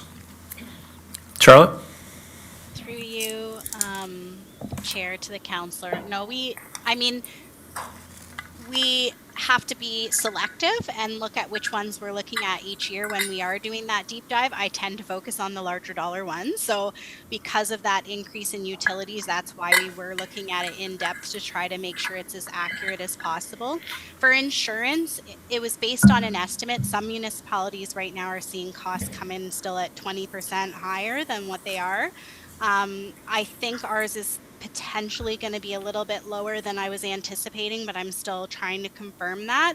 But I have had more than one meeting with our insurance providers, and I know the CAO has also been having some conversations with me and with them. So we're definitely looking at the insurance. So you asked me about insurance, utilities, and I think there was, benefit rates. Yeah. Benefits, So yeah. we did also have a meeting on that. That's something I think we'll have to be looking at in the coming year as well, in terms of the benefit rates. But the increase that came in actually came in 2023 early on to me, to the time that I started here. And so it impacted us in 2023 as well. And so 2024 is a little bit of a catch up on that. Thank you, Charlotte. Mr. CEO, you have some comments to this as well? Through you, Mr. Chair. Yeah, I apologize. Just wanted to jump in on that because this is one of these, again, conversations that Charlotte and I continue to have. And I know I've shared with some members of council some recent hearings and things that have come down legally in terms of joint and liability. And so a lot of these things are also impacting what insurance companies are doing to municipalities. It is something I think collectively, as municipalities, we need to band together on and address. As well, the increase and new threats that I think we're seeing. A lot more cyber attack threats. I know Councillor Regime often asks us about what we're doing from a cybersecurity standpoint, and even the increase in climate-related disasters that we're experiencing. So a lot of those are resulting in higher and increased insurance costs, but it is something we need to get under control because we're seeing significant increases over the last number of years. Counselor? Thanks very much, Chair. Counselor Russell, please go ahead. Thank you, Mr. Chair. Through you to our CAO, I think this is my 6th budget that I've been part of since being on Lincoln. And operations is never easy because it's not something like capital where you can go and look at projects and say, okay, maybe we can push this out or do this or do that. And coming into tonight, and I looked at the 7.9% increase, and after I backed out the 2% to bring it down to 5.9 for operations, I still get the feeling that's high.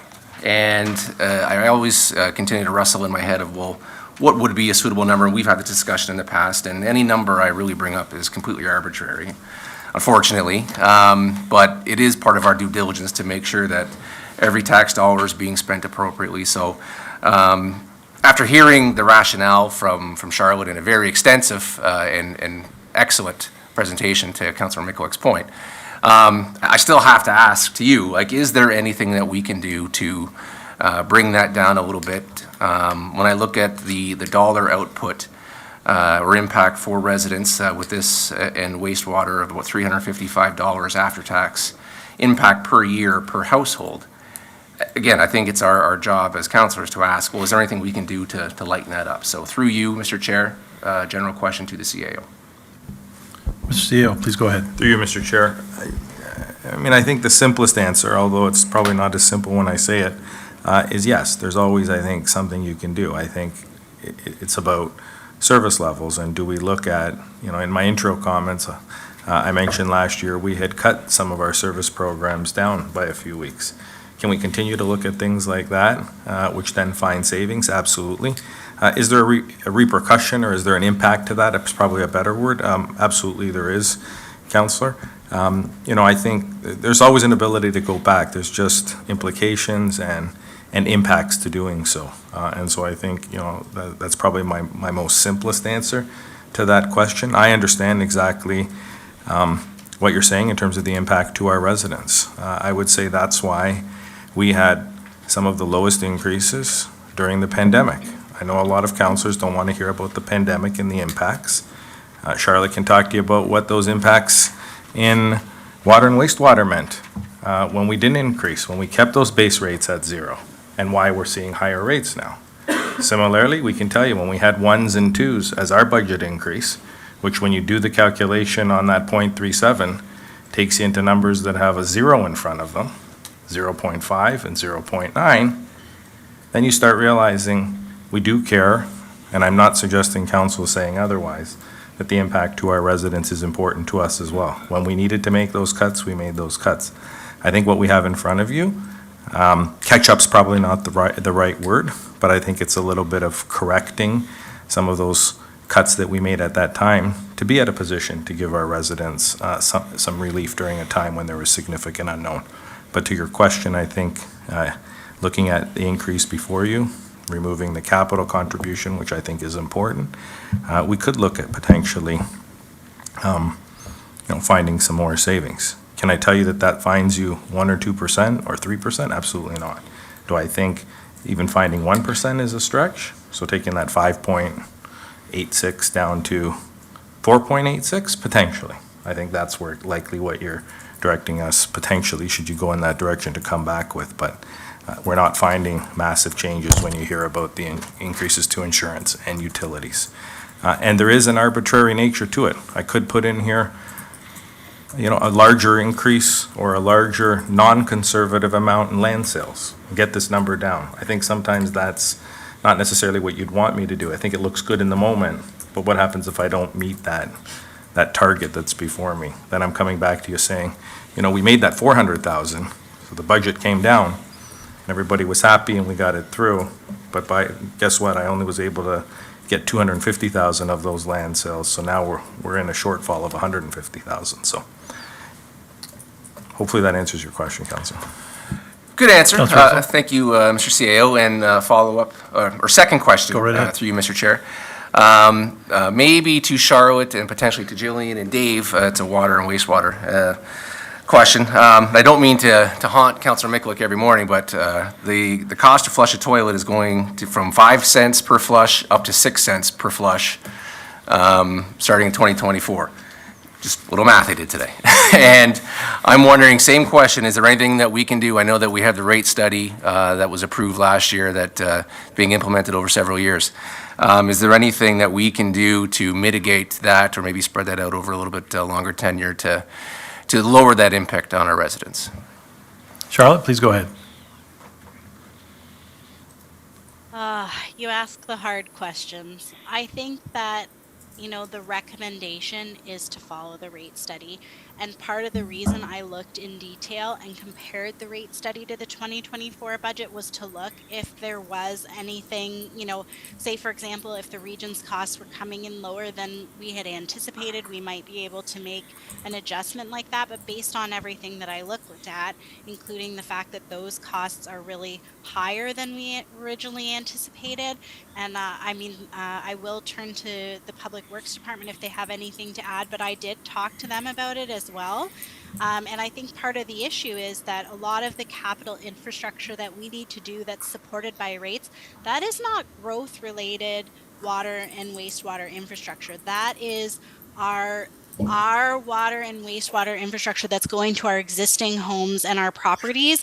And as it's aging, we need to replace it. We need to repair and rehabilitate it. And so we don't have any indication of a major change in the timing of those specific capital projects. So if I thought there was something that we could do, I would have brought that before you today. But my recommendation is to follow the rate study, and I will turn it over to the Public Works Department if they have anything to add. Jillian? Go ahead, please. Through your chair to the councillor. I'd agree with Charlotte's comments about the impacts, and we did do a review. I think Charlotte, Kayla, Dave, and I had probably 4 or 5 meetings going over a number of items and understanding that when we looked at the plan and where we were, and we were in line with it, and understanding that the region's portion came in higher for this year, not wanting to have an impact to increasing rates or increasing debt increases. That's where we took a look and said, okay, where can we make our adjustments to our operations? Where can we make our adjustments to what we have to do to try and keep us in line with what that overall plan was? So that's where we came with some of the mitigating aspects and started looking at, okay, can we rent a larger excavator that we don't have within our fleet? And can our guys go out there and start fixing sewers? So if we have a problem in one section of a sewer main, can they go in, dig it up, put in a new piece? We have not done that traditionally in the past. We talked to our crews this year. They said, let's give it a try. So they went out there, we did our first one. So we can't do complex, larger capital projects, but we can do the smaller ones. We traditionally in the past, when we've had laterals that have had backups due to collapses or some issues in there, we've gone out to contractors and just I would say when I started here, a typical lateral repair, we'd be looking at about $8,000. When we were looking at late 2022, some of the prices that were coming in were almost $30,000 for the exact same work. So the increases on that. So again, we started looking at, okay, can we go back and shift and have our guys start to work on some of those? So looking at those and removing some of our costs from our contractors and looking at utilizing our staff and planning out some of our operations differently from that. We've also worked with some of our suppliers and understanding when they have kind of some materials on stock that are a little stale that we know that we're going to have to use throughout. Can we kind of stockpile some of those and keep some of our supplies in that and get them at a discounted rate than buying them in emergency time and paying full value? So we're looking at options like that for mitigating some of those impacts that we are. And speaking to it, Vanna does an excellent job of reaching out to our LAMs and the region and saying, okay, we want to have training. Unfortunately, one of the benefits that we had during the pandemic was everything went virtual. Now, all of a sudden, a lot of the training companies are going back to in-person training, and the cost that we have for that is 150, almost 200% increases. So now looking at, okay, what if we host it? And we have the LAMs come to us, so now you don't have to drive to Toronto or Hamilton or some of those areas to do our legislated training that we have to do. We're going to do it in-house. So now we don't have the driving costs for our crews. Negotiating that we're hosting it with the trainers, say, because we're hosting it and we're getting you a full group that you don't have to manage somewhere else, can we have one of our staff's training costs covered then? So negotiating some of those fees as well for our negative. So while we do have a slight increase in the training costs, we're mitigating what that would really look like considering what the increases are by doing a number of these. So we have gone through line by line of what can we do to try and reduce some of our typical operating costs to offset that. And then the biggest point is, unfortunately, with this year, we're at the point, but we promised last year that we're going to come forward to you with an updated report looking at the rate structure, looking at the overall financial plan and doing that evaluation. And I see just while we're going through this process of every 2 to 3 years doing that over the next 10 years to make sure that when we have a plan that we're not putting our residents in a position where we're having a too high of an increase. We want to make sure that if we're getting in a little bit of a better position, then because we do a point in time, right? If things are starting to look a little bit better, then we want to reevaluate and recalibrate and try and bring what some of those potential increases will be to compensate for what our overall plan is and bringing that forward every year. So again, next year, once we get out, now that we have a good portion of the DC study update done, a bunch of the AMPs are put into place, is that we can go in and the remapping is sorted out to a point we can bring that into the updated rate study and bring that back to you next year for the 2025 rates to recalibrate and see if that, on average, 250 increase could be reduced at all for our residents going forward. How's that for an answer, That Councilor was a Russell? long and fantastic answer. Thank you, Jillian. Thank you, Mr. Chair. Third question, this probably will be short, probably to Charlotte, and the mayor can chime in if she likes. It's about the mayor's fundraiser event and the costs associated with that. So I know that there's offsetting charges on the revenue and the expenditure side. What happens if we don't hit that $70,000 fundraising target on the revenue side? Like, is there a way to mitigate to make sure that it evens out? So let's say for whatever reason it comes in at 20, the cost is only 20. Charlotte, please go ahead. That'll never happen, but please go ahead. Yeah, the mayor is aghast as you ask the question. But No, yeah. So basically what happens typically with these type of fundraising events is you have smaller costs and then you generate all those revenues and then what gets dispersed charitably is what's left over. So if you had less of a net, you would just disperse less charitably to whatever not-for-profits or community groups that it's supporting. So yes, there is no impact no matter how it turns out, because if you have less revenues, you just disperse less. Okay, through you, just a quick follow-up. So what if there is less than what is budgeted currently? Not, again, we're assuming there's going to be more. Mayor's fantastic, nice person. But what happens if there is less than that 70,000? Does it become revenue neutral or? It is always going to be revenue neutral. That's what I'm saying. So like, let's say, for example, like I don't have the total cost, so don't quote me on these numbers. But let's say, for example, it costs you $20,000 to run the event, and you only earn 50,000 instead of the 70 that you were anticipating. So then you distribute 30, right? So then your distribution is always just equal to what your net profits were on that fundraising event, so that you're always right sizing it. There's never any impact. The taxpayer's not covering it at all. Okay, thank you. Thank you, Mr. Chairman. Councillor. Mayor Easton, I have Councillor Miklik on the queue next, but he has spoken already. Do you want to go after him, or you want him to go first? What's your preference? I'll go after him because I might want to be dated. There you are. Councillor Miklik, please go ahead. Okay, well, thank you, Chair Reimer. Through you to Charlotte, on slide 48, there's looks like a new revenue stream called debt servicing funding for $305,000. Can you comment on that and what exactly that is and where is it coming from? Go ahead, Charlotte. What slide number, Councillor? 48, sorry. 48, just for those following at home. On the Through you, presentation. Chair, to the council. So debt servicing funding is DC revenues. So what happens when we take out debt for development charge related projects is that, okay, let me start with a regular development charge related project. Say we do $1 million project and it's funded by development charges. As we collect those development charges from the developer, we put it into a reserve fund. It's an obligatory reserve fund. It's like a separate account where you can only use it on eligible expenditures. So if we had $1 million expense for a project, we would take $1 million out of that special account, and then so there would be no cost to tax levy for that project. When we have a DC debenture, what happens is that we do the project, we debenture it, and then as we pay the principal and interest payments, we pull from that special account an equal amount of revenue so that, again, there's no impact on the tax levy, but instead of it being lump sum when there's one project done, it's over the time of the debenture as that debenture is taken out. So the reason it's having a net positive effect on the budget this year, which is not something that you typically see, but it's because at the time that the 2023 budget was done, we were anticipating more projects that were tax levy supported.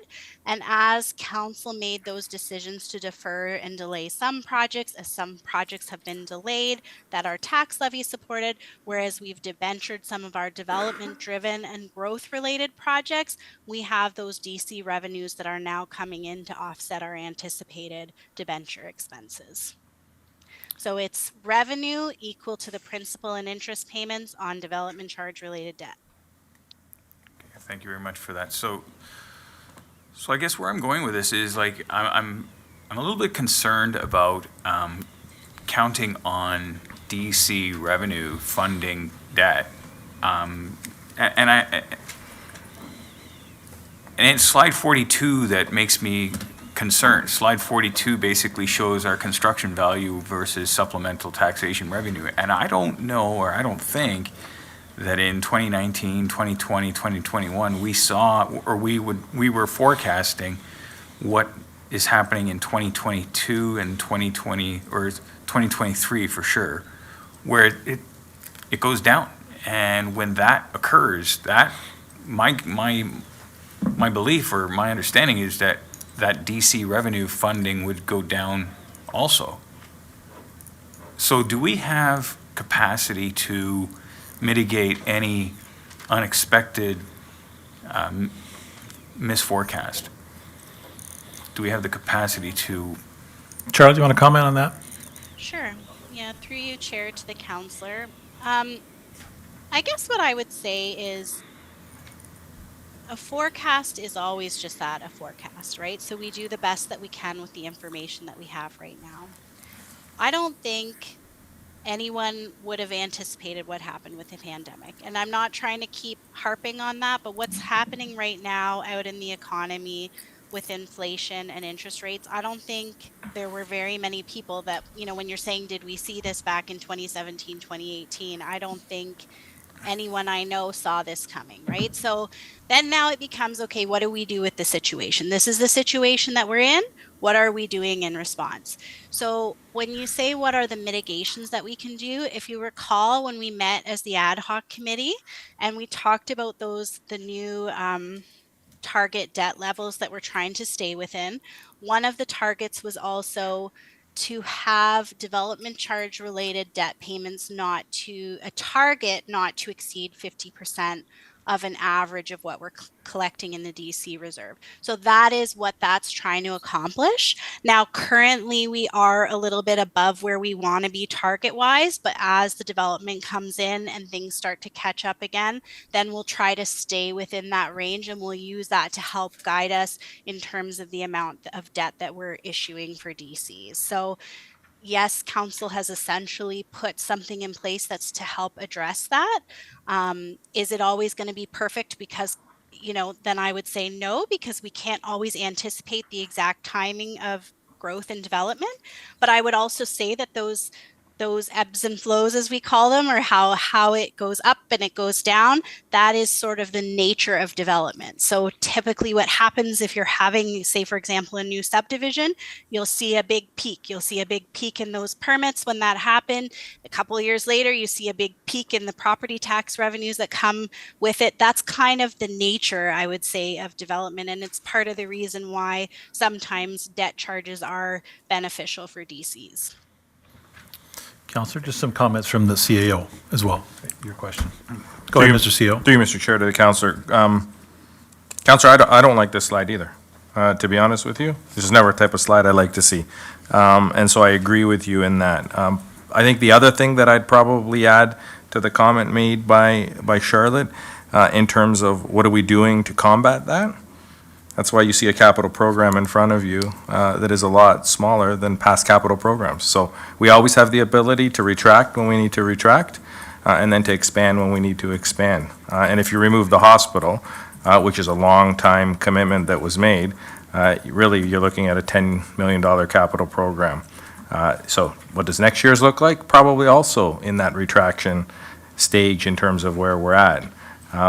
Then we're going to look at where numbers come in. Again, this is looking at Q3 of 2023. I don't know where we're going to be at the end of Q 2024, but we can always have an ability to be nimble, to react, and to look at the situation out there. I think, as Charlotte said, no one anticipated a few years ago we would be looking at inflation where it's at, construction costs, and so forth. Counselor? And I think that's the concern I have is because, we speak of the pandemic and the effects of it, but prior to the pandemic, we did have reserves to lean on or to rely on, in these sorts of times. And as much as, I don't like that graph at all either, slide 42, but the reality is it's there. And we don't actually know where that graph is going, and I feel it's prudent for us to be prepared for it to either go up or down, hopefully up. But when I go curling, I don't necessarily make the shot that my skip asks me to make, so that's why I'm asking that question, to make sure that we have a plan B in place that's solid and reliable, that will be the best for the municipality. So, thank you. Thank you, Counselor. Good thing come behind you. When we're curling, we have Mayor Easton, so she can pick up the slack. Go ahead, Mayor Easton. I think maybe Charlotte. Oh, sorry, Charlotte, I didn't see it. Go ahead. She wants to get. You're a curler too? No, I was thinking, Okay. first was like a mechanical reference one time, and now there's a curling reference. You keep using analogies, Councillor Mikulik, that I don't know how to relate to, but I was just going to say that the reserve fund is also something that we do to mitigate that. So the Development Charges Act stipulates that we have that special account. Part of the purpose of that special account is that when you're having a peak in development, you put those monies into the reserve fund. And then when you have times where there's a dip, you take it out of that reserve fund. So I just did want to add that that's another mechanism that we try to have in place. Thank you, Charlotte. Mayor Easton. Thanks very much, Mr. Chairman. This is really quite an excellent budget. Thank you very much, Charlotte, and for the rest of the team, Mr. CAO. I think it really, I believe that it really follows along with important discussions we've had throughout the year, trying to not unrealistically predict what the future is going to look like, but I like I like that phrase that this budget seeks to keep up. And that's really what we should be doing. We shouldn't be, pushing all of our projects to the side. We should be keeping up and keeping a steady hand on those decisions as we go along. So, Mr. Chairman, I just want to make a comment about the wastewater rates, because those rates are what a budget looks like when you don't do what you should do when you should do it. And that's what we did at the region. We avoided doing work. So now this was the year where the appetite for getting the work done, there was no question it was in place. It wasn't 100% of everyone supporting it, but I think that the majority of us clearly understood that you just can't keep pushing projects down the road. And this was, wastewater is pretty serious. I understand what the councillor is saying about increasing that by a penny, but that he can worry about his toilet not working. I'll be quite happy to have mine functioning, thank you. So one of the areas that I'm having a little bit of difficulty is this curious decision that the CAO has made. And so he did this last year, and I told him then I didn't agree with it. And I'm going to tell him now that I don't agree with it. And I think it's curious that we would be looking to tighten down on the salaries of those that we expect to get the work done. Because I actually have some ideas, Mr. Chairman, about where we can find sources of income if we have the stomach for it. So, there's a lot of ways that you can tighten down on the budget. And the CAO knows what they are. All he has to do is, the first thing he can do is just tell staff that they can't leave the building as often as they do. They have to meet everybody here and just control the amount of time that they spend with people. We don't do these things because they are not the right thing to do, but they will certainly get the budget down. So here's a few ideas that I have, Mr. Chairman. Number one is the unspoken sources that we could probably find, I think, about 1% if I understood when I asked the CAO the question. All subsidies. Why are we subsidizing anything? Why are we subsidizing arenas? Somebody has to pay for that subsidy. So if you want to be really hard-nosed about that, we could stop subsidizing everything that we subsidize. We actually subsidize rents to the tune of about 1%. I don't know what the subsidy is on arenas, but I know that it's substantial. And we could become very, very, very businesslike about this, but in every case, somebody is going to be hurt. So, remove all subsidies. So my question is, this is within my one question around subsidies, I'd like to know what the CAO knows about what would happen if we took out subsidies. How much money are we talking about? I think he knows. Mr. CAO. Through you, Mr. Chair. So that, probably a complex calculation. I know CLT has been talking about user fees and charges. The mayor's right. We subsidize a lot of services. Municipalities are in the business of providing services. We don't always get cost recovery. I think of libraries. I think of arenas and ice rates. There's a number of things like that. I think the mayor's probably referencing hearing me talk about, and a number of councilors and members of council will know this because this isn't the first time I've shared it, in that we do provide a lot of boards, agencies, and other organizations in our community with a lot of free space. I know in talking to Ms. McKay, if we did that calculation, it probably accounts to 1% on the tax levy in terms of what we're providing, the biggest being our seniors. We also understand our seniors are more on fixed incomes, but if I look at the Lincoln Senior Center and the revenues we receive there, which are almost zero, that is because in a lot of cases, we're not charging for those types of facilities. Now, we have Lions Clubs, we have other organizations. I've often been asked, what do other municipalities do?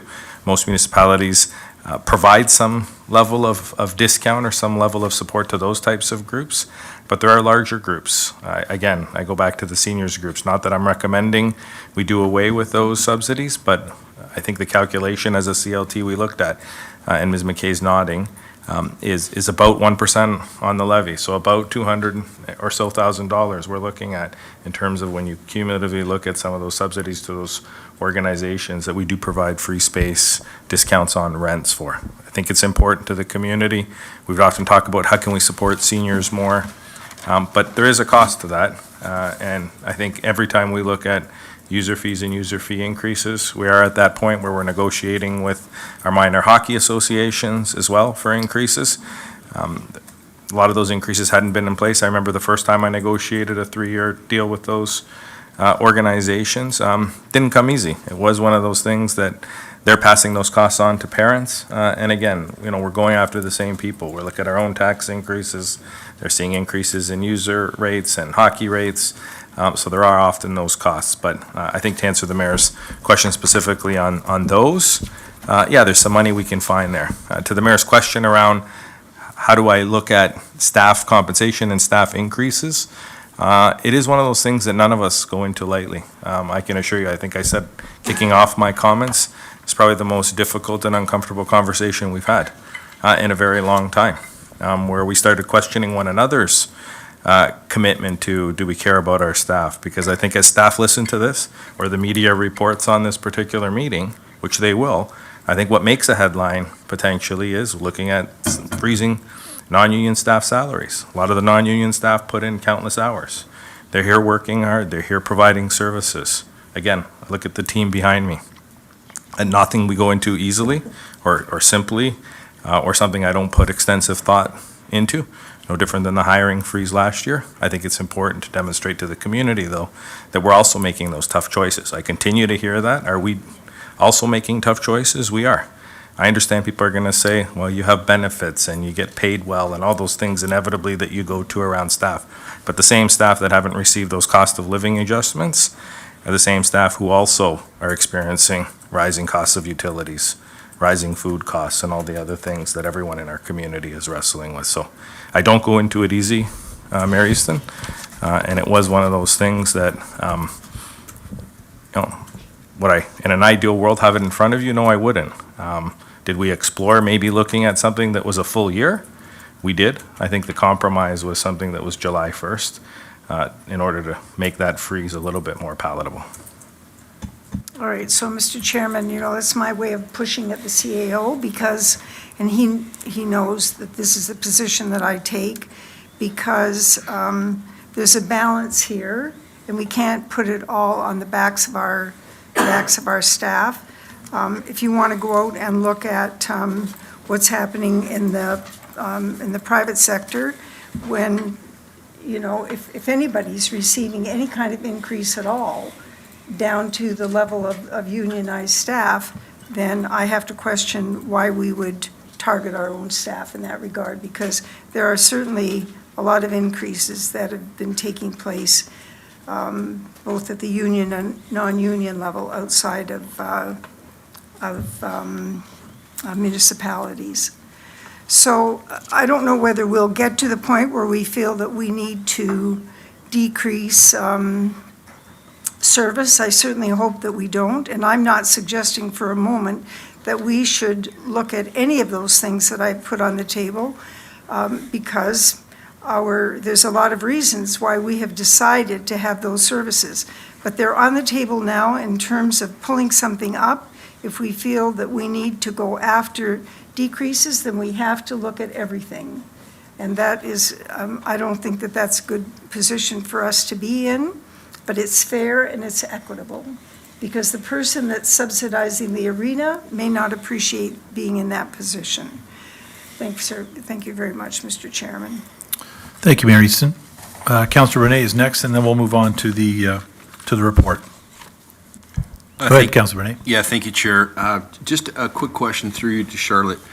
Charlotte, I just wanted to make sure I understood your response to Councillor Michalak with regards to, I believe it was, I've been kicked out of the presentation, but I think it was page 42. It was his question about the DC debt, and you said, and you explained that those were DC charges, right?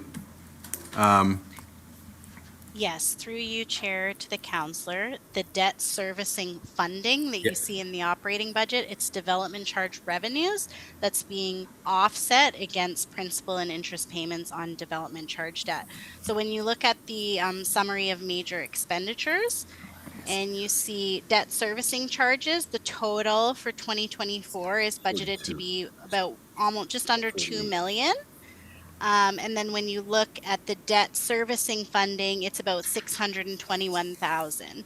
So the difference between those two amounts is the tax levy supported debentures. Councillor? So Charlotte, I just want to, there is one spot where and I understand, this is a budget and forecasting and, I mean, I don't want to use Councillor Michalak's analogy of curling, but I think sometimes this is like throwing a dart on a dartboard, but, the debt servicing funding in 2023 was 316,000. You're projecting, or you're forecasting, or you're budgeting, then 2024, we're going to go to 621. Is that correct? So what that means is the DC debt in the budget, the principal and interest on DC debt has gone from 316,000 in 2023 to 621,000. So this isn't the amount of DCs that we're expecting to collect. We expect that to be much higher. This is just the amount of revenues that we're bringing into the budget to offset the principal and interest payments on development charge debt. So when you see that funding number change, it means the debt payments on DC debt are changing. Okay, great. So I do appreciate what you said in between there, because that's exactly where I wanted to go. I wanted to hear that from you. So we're expecting that the DC charges in 2024 are going to be much larger. So I've had people reach out to me in terms of the estimated property tax growth, through you, Chair. Go right ahead, Councillor. So I believe, if I'm recalling things, in 2023, our estimated property tax growth was approximately 3%. Is that correct? Sorry, in 2022. 2022. I don't have that number handy. I can try to dig that up for you, but Okay, I think, let's just go with that. I think it was about 3%. So 2020, and I realize there's always a lag here, but in 2023, we're suggesting it's going to be 1.3, correct? Correct. So, Yeah, yes. okay, so based on everything we're seeing in all these slides, and, understanding it's just a forecast, understanding it's just a budget, but you've said that you're forecasting that our DC charges that we're going to collect are going to go up significantly. What would you, in those same lines, thought processes of this is a budget, this is a forecast, what would you forecast that the estimated property tax growth for 2024 might be? Based on everything that you've crunched the numbers, you're looking at everything. I'm just very curious about that. It's not a dartboard, Charlotte. We need to, a little more specific. I don't know that I could honestly estimate that for you. because it's not even just dependent on what's happening with our development. It's also based on the timing with which MPAC is picking up those properties, and then also what is the class of the properties that they're picking up in 2024. So I hate to say I don't have an answer to something, but I'm not sure I could answer that question. Probably what we could more do would be to look at kind of historically what it's been over time. I would suspect it's still going to be on the lower side for next year, but I could not hazard a percentage estimate for you, to be honest. Adequate, Counselor? I was hoping for a number, but I guess maybe that was just not anticipated. So I appreciate her response there at the very end, where she's actually saying, if I heard you correctly, Charlotte, that in 2024, we're probably going to remain around that same number of 1.3, but I don't want to put words in your mouth. Thank you, Chair. Thank you, Councillor Brunei. Before we move on to the report, questions on the report, we're going to have a quick break. So we'll be back in 7 minutes or so, 7, 8 minutes. Thank you.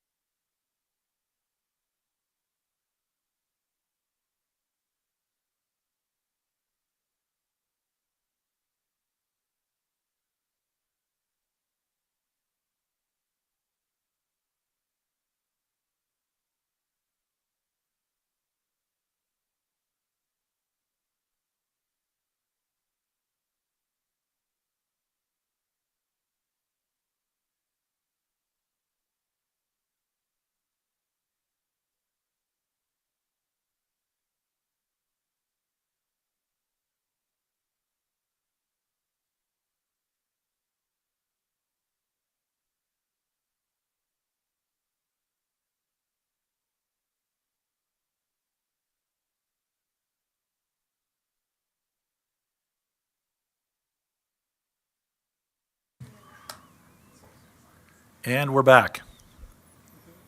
Just before we move into the report, I just noticed before we broke that Councillor Patriva had his, I think, both hands up. I don't know if he's doing handstands or, but I saw it. Go ahead, Councillor.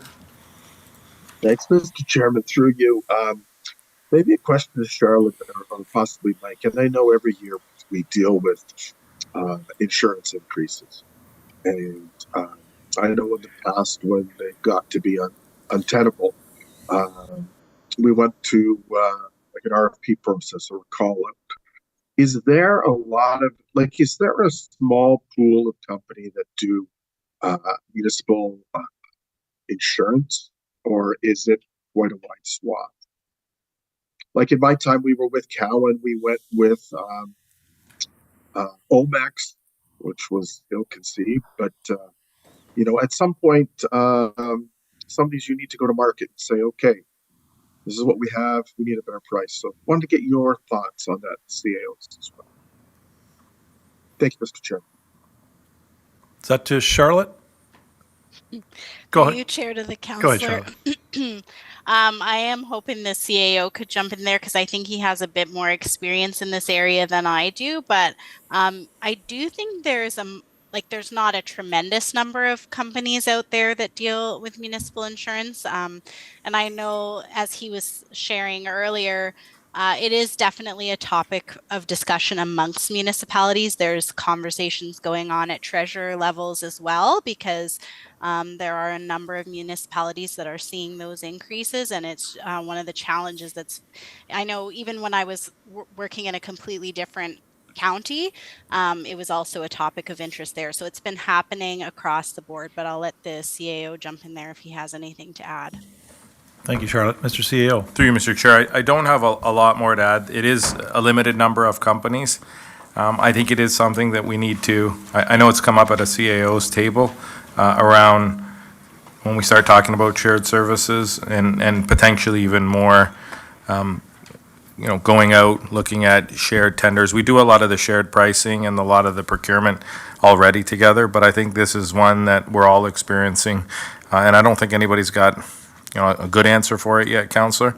I do think we're going to have to find ourselves collectively negotiating more. I know we've had some challenging conversations, to say the least, with our insurance providers this year, for sure. And by challenging, I mean I think we challenging them.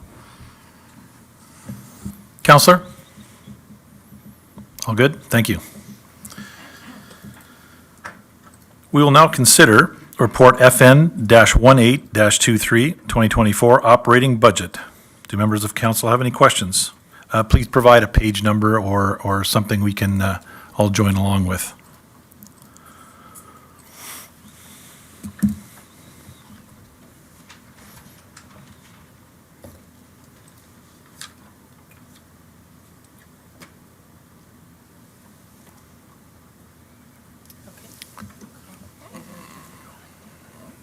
Councillor Mikulik, please go ahead. Thank you very much, Chair Reimer. Looking at the report, looking at what's proposed and looking at the numbers and in more of a granular manner, I suppose. You know, I'm looking at the levy increase of 9.2%, and you know, and then there's the growth of 1.3, bringing it down to 7.9, or just about 8%. And, you know, in looking at last year's budget as well, like, you know, last year's was 10.7 with a levy growth of 3.2, bringing it down to 7.5. Like, is this the type of consistent sort of numbers that we can expect moving forward? Or, like, to me, and I'm asking this question because I hear it from other business taxpayers, where I ask them what they think is an appropriate levy increase, and the first response is, "Oh, whatever is inflation. You know, you have to do like what the rest of us do." And I'm like, "Well, no, but we're a municipality.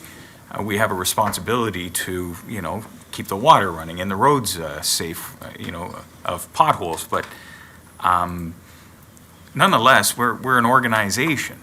And an organization functions within a budget. So to the CAO, would we be asking too much if we sent this back for some revisions to look at trimming that number down from just about 8% to something more palatable, like similar to what Councillor Russell had mentioned earlier? He didn't specify a number or a target number, and I appreciate the mayor is not in favor of putting target numbers out there, but at the same time, I think putting a goalpost sometimes sets the goalpost, sets the target. Mr. CEO, comments? Through you, Mr. Chair.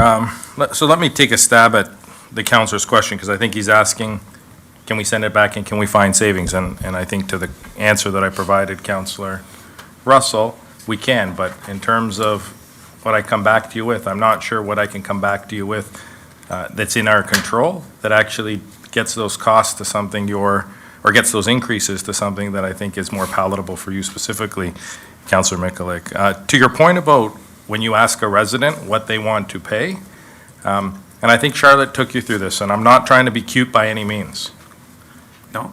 When we look at our property tax increases and you look at the 37% we're responsible for, on the overall tax increase, that equates to about 2.5%.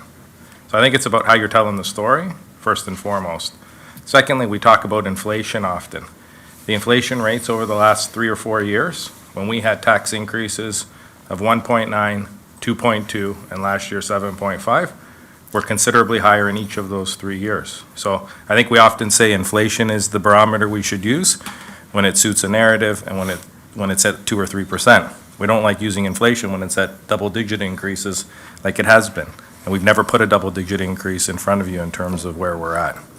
So can we go back? Absolutely, Councillor. I just hope whatever we're going back with, when I come back to you with something that maybe shaves 1%, that's acceptable to you, because without more specific direction, I can't really figure out where is it you want me to cut, because I'm not hearing you want me to cut services. I'm not hearing there's an impact to those types of programs. Now, if there are, we're definitely going to go around the horseshoe. Council can share some of those with me, so that if I go back in the next 24 to 48 hours, I know what specific area of the organization it is you'd like me to look at, and what service level impacts you're comfortable with and not comfortable with.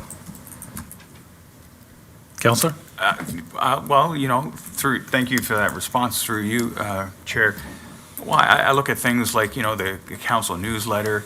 I look at, some of the new FTE, granted that, they're part-time and they're shared. They start out temporary perhaps, but then, do they become full-time? At some point, right? So it's these sorts of things, and perhaps I'm chasing nickels and dimes, but they add up to dollars, and that's what I'm considering. And I see, and I'm just looking at granular things, and these are the sorts of things that I don't know if we need to discuss publicly like this, but perhaps, over a week or two, we can hear different things. Like, this budget process has basically been, we discuss capital in one night, and we're discussing operations in the second. So that's why I'm bringing up what I'm bringing up, to perhaps look at this, a little bit more detailed. Thank you, Councillor. Just a comment before the CEO has I think we've been doing budget all year. This is not a two-night process. This is more than any of our councils, the people around the horseshoe here. We've had a full year. We got a slow start last year because of election, but this has been a full year budget, not just 2 evenings. So go ahead, Mr. CEO. So through you, Mr. Chair, let me probably start at that. I can tell you, dealing with your chair and vice chair, that we've had extensive conversations. I've spoken to each and every one of you around this table almost on budget inquiries. So I think it's a disservice to suggest that it's just a one-night decision. We deal with budget year-round. We're going to be talking later about a motion around multi-year budgeting. around looking at what we can do around multi-year budgeting, why it's important. And so budget isn't one of those things that I just bring to you in November, because I want to get it done by December, so we can get out and procure and get good tender results. It is something we're looking at all year round. That's why we come to you on a quarterly basis with updates, and that's why we're before you. So if council wants to have a broader deliberation on the capital budget or the operating budget, staff are always in council's hands in terms of what sort of conversations you want to be having on those particular topics. Again, like you said you don't want to get into the granular pieces of it, Councillor, in terms of here. If your guidance and direction is go back and figure out how much you can cut, Mr. CAO, then I'll take that direction from council. If there isn't a specific area you want me to look and it's just come back with something lower, then I can do that as well. But I do want to end with the point that budget is not something that happened in one night. And again, your chair and vice chair can speak to that as well. I Counselor? appreciate that comments, but I appreciate that response, but in my mind, like, we've only had 2 formal meetings, where the first night, the one night we discussed capital, which was an excellent discussion in my mind, and ultimately we approved that. Now, not all of us were at that meeting. So now tonight we're all at this meeting, and some of us may not be comfortable with the proposed increase that's brought before us. So it just. Is there a question, Councillor? The question would be, like, I wouldn't mind, having this discussion with the possibility of bringing it back at a later date to review. Then we need a motion. Well, I can put that motion out later, after this discussion. Thank you. Councillor Brunei? Thank you, Chair. Just have one question to the CAO. When Mr. Deanny was at the podium, he talked about the budget survey results, and I was actually quite surprised with that, where it talked about which council priorities should be addressed in the 2024 budget, and it listed the top 5 responses, and sustainable financial management ranked as the most important. I'm just wondering, through you to the CAO, what is your definition, Mr. CAO? I think everybody would probably have maybe a slightly different, but what is your definition of sustainable financial management in terms of, how we move forward in the budget process relating to this budget survey?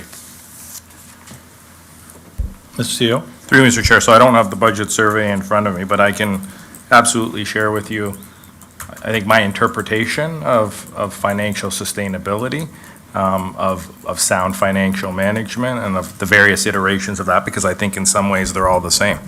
I think simply put, I think what residents want to know is we have a plan, we're working that plan, and what we're investing in terms of what we're putting out in expenditures matches what we're bringing in, and that they're not having to disproportionately pay for increases that may or may not give them a service that they enjoy. A lot of people don't get every service or don't use every service in our community.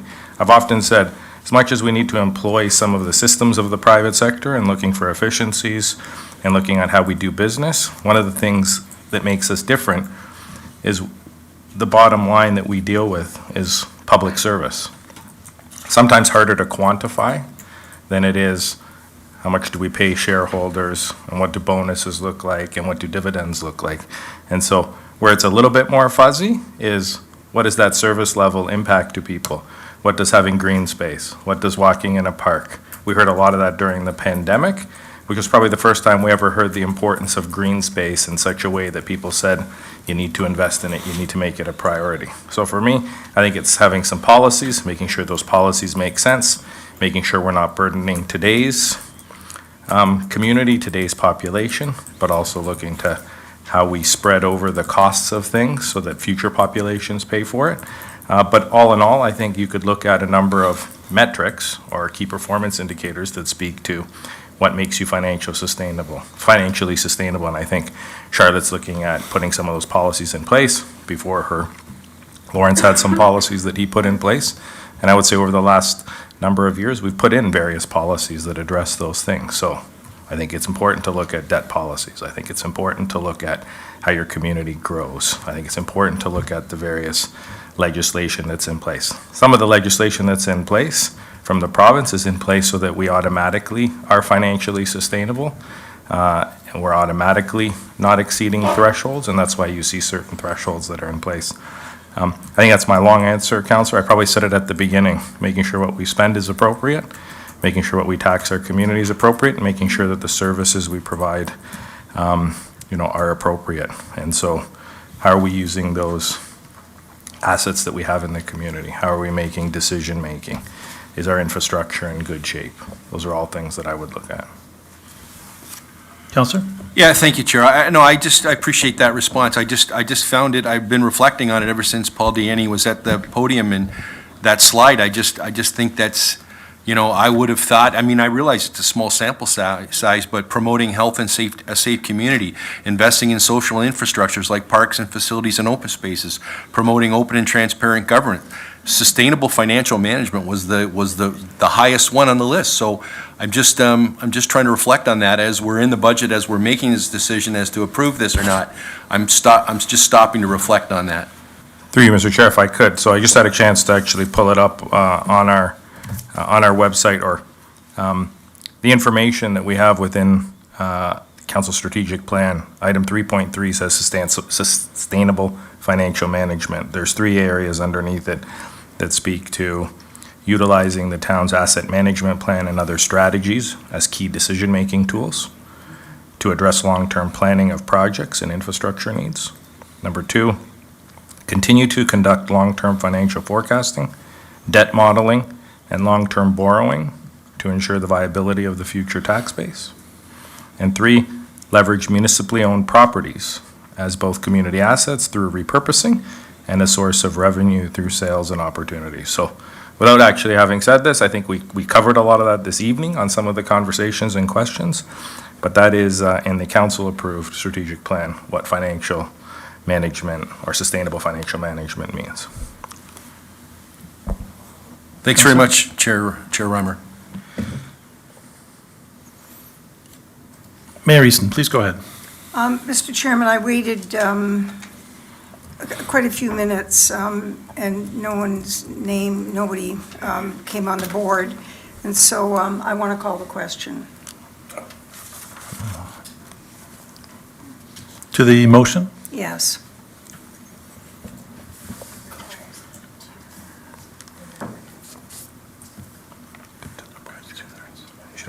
Go ahead, Julie.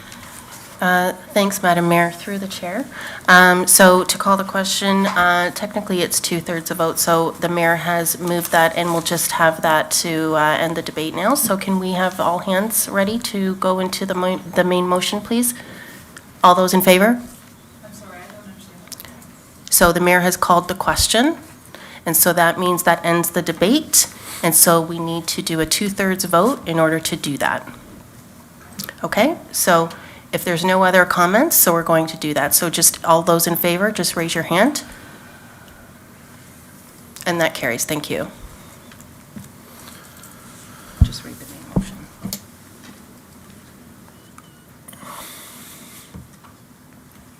You put the motion up?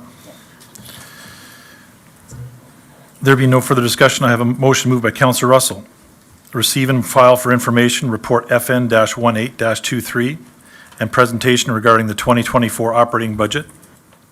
And that committee recommends to council to adopt the compliance report for expenses excluded from the 2024 budget outlined in Appendix E to this report as a requirement of Ontario Regulation 284-09 under the Municipal Act 2001.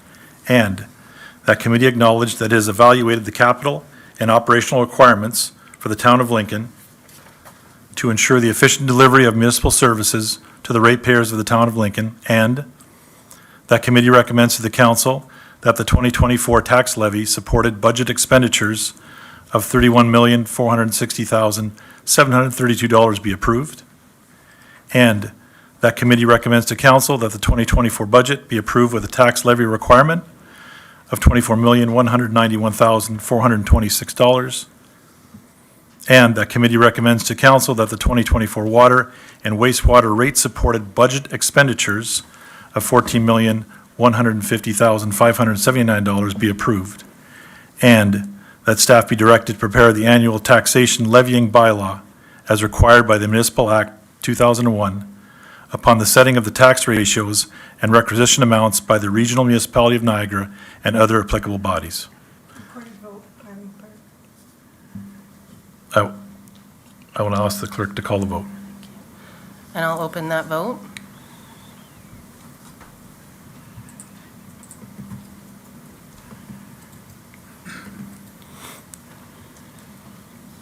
Just give me 1 second. I'll close that vote. And that carries 8-1. Thank you, clerk. We have two motions this evening to deal with. I will ask the councillor to read the motion first. Then we'll have a 2/3 vote to introduce it to the floor. We'll have questions, and then we'll have a vote on that motion. And I will ask Councillor Brunet to read his motion first. Please go ahead, Councillor Brunet.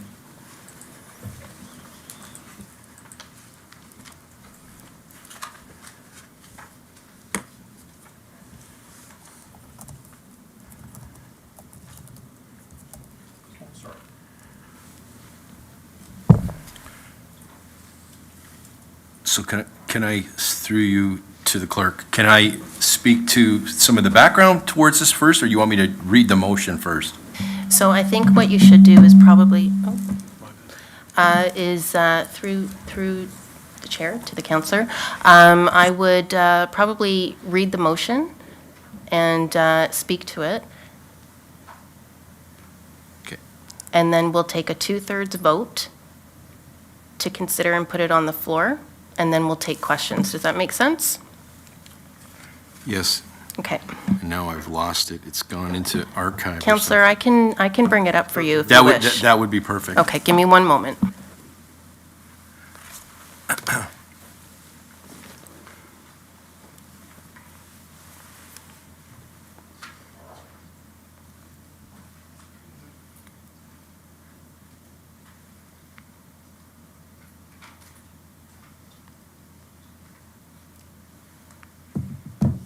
Councillor Brunet, it's on the screen. If you'd like me to read it, I can. Yes, please. Okay.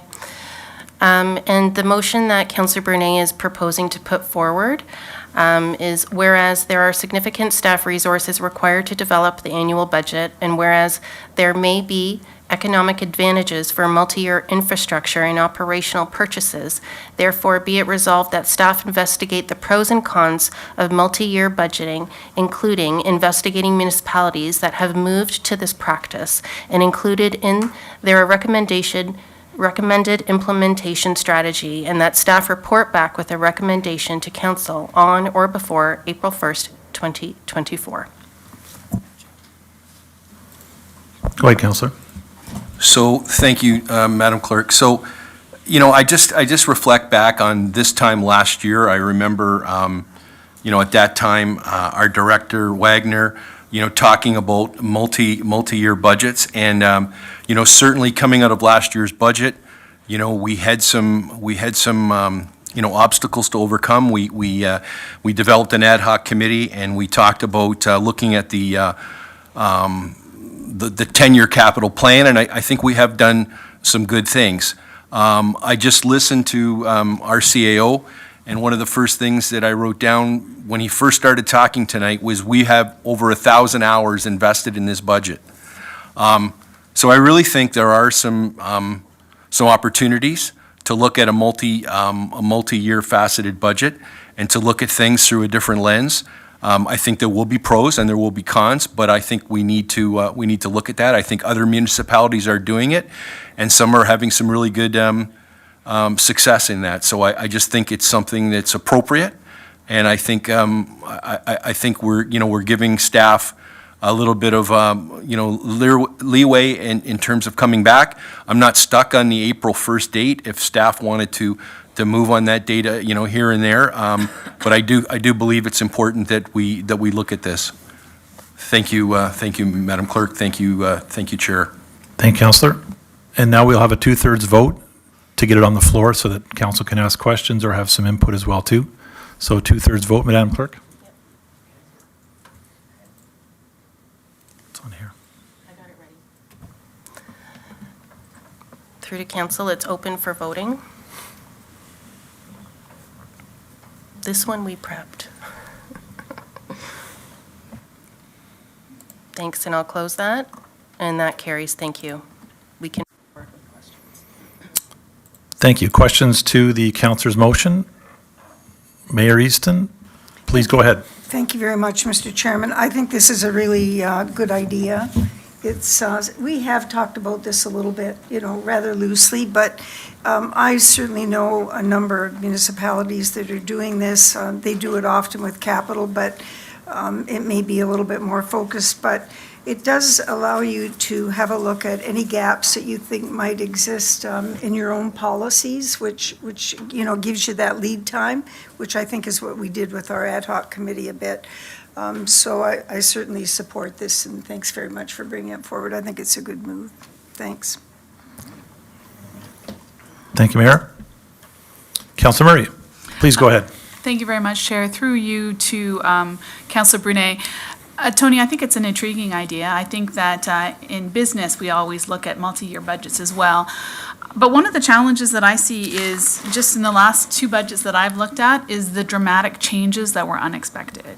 So we're looking at things like skyrocketing cost of living compared to what it was in the pre-pandemic levels. We're looking at cost of constructions going up astronomically, and then also seeing a lag in development that we weren't necessarily expecting. So I'm curious. I recognize that this is a request to go out to have staff look at it, but from your perspective, how would we potentially mitigate some of those concerns? Would this just be a framework budget and then we'd fill in the blanks every year, or would it be a, this is what the taxes are going to be this year, and this is what they're going to be next year, and this is what they're going to be the year after that? Oh, boy. Can everybody go out to let Councillor Brunet speak to that? Councillor Timmers? Thank you. Yeah, Councillor, I completely agree with your questioning, your logic behind it. There are no guarantees, and yes, there will be ebbs and flows in the economy and everything. But I think this allows staff to go back and do some research on this and look at what other municipalities that have had success, some of the pitfalls like that you're speaking to, and then we can make an educated decision as to whether we want to move forward with this. There's no, I'm not saying this is something that we should implement, but I do believe it's wise and prudent to actually investigate to see if there are some opportunities and allow staff, our subject matter experts, to come back and lead us in that process based on the research. So appreciate the question. Thank you, Councillor. Should I ask a follow-up? Everybody got to come out. Go for it, Councillor Murray. Thank you very much. Now the whole logistics of it threw me off a little bit there. Drat, I've forgotten it. My apologies. You can come back in when you remember, not a problem. Before we go to Councillor Timmers, Councillor Patriva, I think, was either scratching his ear or had his hand up. What did you do, Councillor Patriva? Did you have your hand up? You're muted. Yeah, I didn't know whether I showed up in the queue or not. So yes, I'll speak to that. So through you, Go right ahead, sir.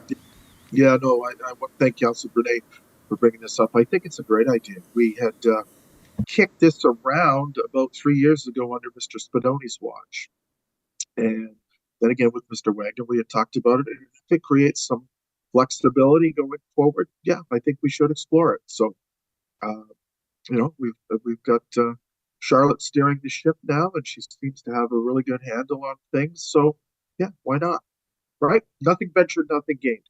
But I think the time is now, and like Councillor Brunet said, we don't have to reinvent the wheel. There's best practices out there that other municipalities have discovered, and as well as the pitfalls. So, yeah, I'm all in favor. Thank you, Chair. Thank you, Councillor. Further to that, we have the Mr. CEO would like to add a few comments. Go ahead, Mike. Through you, Mr. Chair, to the councillor's comment, and maybe I'll go back before not so much to Councillor Patriva's comment, but maybe to Councillor Murray's comment, and I just wanted to confirm with staff. I think where you see a real benefit is primarily on the capital side of life, and specifically on the water and wastewater rate side of life. I think the better we can do to ready the community for some of those things, we know based on our planning outlooks, based on our planning documents that we have around water rates, what water rates are going to look like next year and the year after and the year after that. So I think where we can, readying people so that all of a sudden, to your point, we don't come to a budget meeting or we don't come to a set of budget meetings or we get into budget season and all of a sudden people see increases and they're like, wow, we didn't anticipate those types of increases. So I think the multi-year nature of looking at it makes sense. I think in the opening comments, Councillor Brunet highlighted just looking at infrastructure projects. How we lay out those infrastructure projects over 3 years is important. A little tougher on the operating side, I get that, and a little tougher when we're trying to put placeholders in capital plans specific to projects, knowing that projects may be coming in less now. We've had some successful bids in the last number of weeks, which is different than what we were seeing 6 months ago, for example, where bids were coming in 20 or 30% higher. So I think there's always that ebb and flow that inevitably comes, but where we can start to look at even our base budgets and share with council, we're looking at 2% for capital year over year that we need to put in. We're looking at rates that increase by X, and we're looking at a base budget of Y. So then really what we're coming to you with is not to discuss all the base budget type stuff. We're coming to you with business cases for new asks. We're coming to you with business cases on things that don't fall into the typical things. We know we're cleaning snow. We know we're doing a whole bunch of things. There are anomalies in that, and that's what we bring back to you versus, I think, always going through, nothing against the 70-page presentation and 400 pages of budget documents, but then we're focused on the things that are changing versus the things that we know are static. Thank you, Mr. CEO. Councillor Timmers, please go ahead. Thank you very much, Chair Reimer. I don't know if I have much more to add after what our CAOs just said there, but I'm supportive of this motion, and thank you, Councillor Brunet, for bringing it. It's a good motion, and it is something that we have talked about a number of times, and I think it's a really good plan that staff go away and investigate this and come back. As our CAO just said, I think it's very valuable, not just for planning, but also the piece that residents can see where we're going and there aren't these big surprises. You know, you can kind of track it, and it would be very fluid. I see it would have to be. But I'm supportive of this motion, and thank you for bringing it forward. Thank you, Chair. Thank you, Councillor. Councillor Miklik, please go ahead. Thank you, Chair. Reimer, through you to our CAO or Councillor Brunet. So with, I'm supportive of trying anything, for sure, with the hopes of providing some stability or some sense of the future and what it looks like. With a budget like this, though, with a multi-year budget, is there fluidity to it? Like, is there a way to shift course should that need arise? Like, I'm to be fully honest, I'm new to multi-year budgets. I've never seen one. I've never worked with one. But is there ways to alter the course if necessary? Through you, Mr. Chair, I'll also Mr. let CEO. Charlotte jump in. She may have some comments on it. Councillor, there's always, so a couple of comments. Maybe to put, or to allay some concerns. Anything we do in a multi-year budget doesn't mean we can't come back to council or you can't look at it, change it, tweak it, amend it. It doesn't mean we're approving these increases. It means we're looking at these potential increases, we're starting to communicate them, we're doing some of the legwork to put in front of you base budgets that have these things in them. Of course, there's always going to be things that happen, potentially. So I think the simple answer to your question is yes, council can course correct. And you can course correct from small course correction to very large course correction, depending on external circumstances that may arise. So Charlotte, I don't know if you've got anything more to add to that, or Councillor Brunet. Sure, and through you, Chair, to the councillor, I think this is something that would be part of the staff report that we would bring forward as a result of this motion. But I know based on some of these items that I've looked at in the past, what typically happens is that each year the budget is still ratified by council. And so under the Municipal Act, you can have a multi-year, but it still gets ratified each year. And so then usually what the focus is, though, is if there are any in-year changes. And then usually within a threshold, staff have ability up to, say, a certain amount to reallocate between lines, and then beyond that it comes to council as part of that ratification of that year's budget. So that's my understanding based on what I've looked into in the past. But all of this I can include in the report when we bring that forward, if you so direct us. Okay, thank you. I think that's what's important for me, to know that there is a, as the CEO mentioned, a way to course correct should there be any unexpected changes. Thank you. Thank you, Councillor. Thank you, Councillor Bernay, for bringing this forward. I think it's a proactive action, or a proactive of look at the way we do budgeting, so I like that rather than be reactive. So thank you for bringing it forward. You did mention, only in anticipation of other activity this evening, and thinking of the staff's time, you mentioned some flexibility on the timeline on that ask.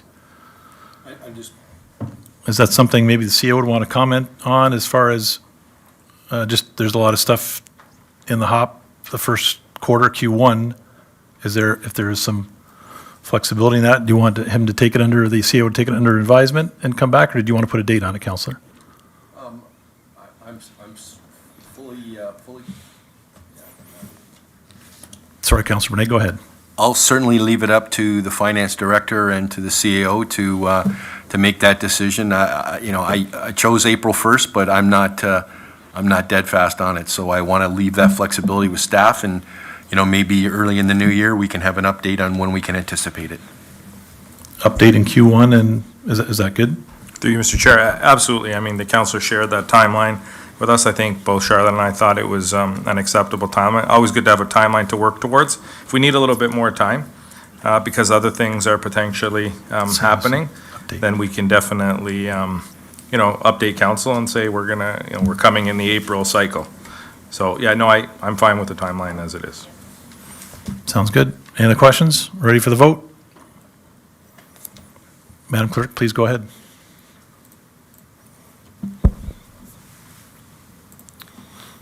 And the vote is now open.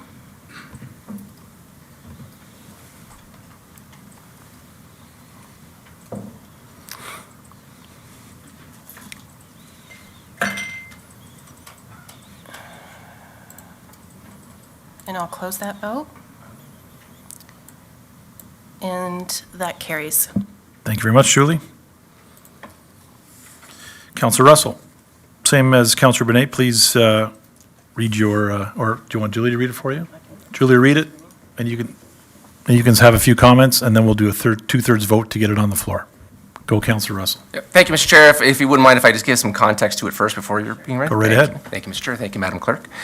So I have two requests for tonight, and this is for next year's budget cycle, so there is no immediate request. The first is, and to give some context to my first point of the evening, about trying to find some good comparators for our operating budget to other municipalities around us. So I have a budget or a request for staff to bring back a report, just to give some more context by doing a few extra data dives, to ideally give us more information, more comparators, so that we can provide more insights into when we make these operational discussions and decisions. And just as a reference, so after our budget tonight, it cost $1,223 for every Lincoln resident in operational costs.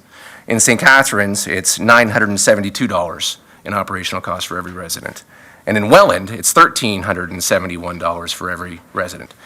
And again, you look at the populations of each, you look at the costs of each, and obviously there's no correlation between any. So I think the more information we have, I think it'll give us a better picture in future years just to make those decisions. So that's the first request. The second one is we do have a lot of seniors on fixed incomes, and the CAO did mention this in his preamble.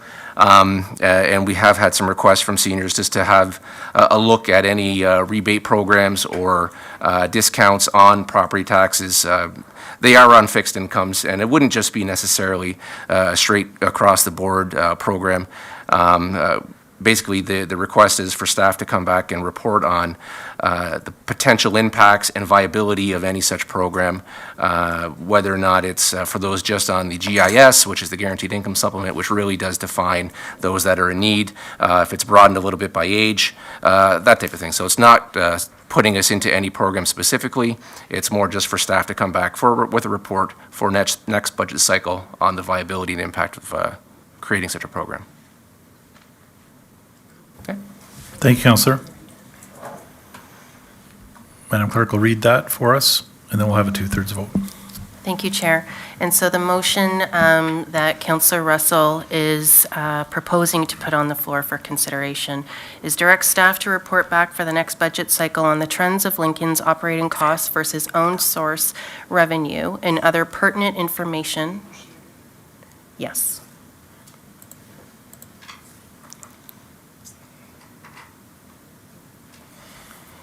And other pertinent information over the last 5 years and compare 2023 to the other 11 Niagara municipalities. Direct staff to report back on the viability and impacts of offering a property tax discount for seniors on fixed incomes and of limited means. So currently we are just doing a 2/3 vote to consider the proposed motion at this time, and I will open that vote, Chair.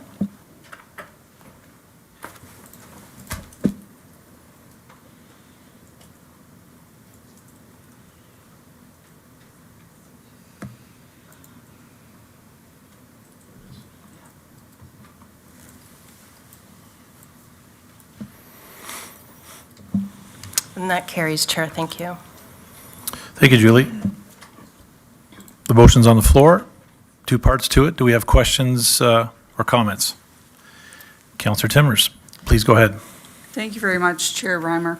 So I see 2 different motions here in one motion, and I don't really see how they correlate.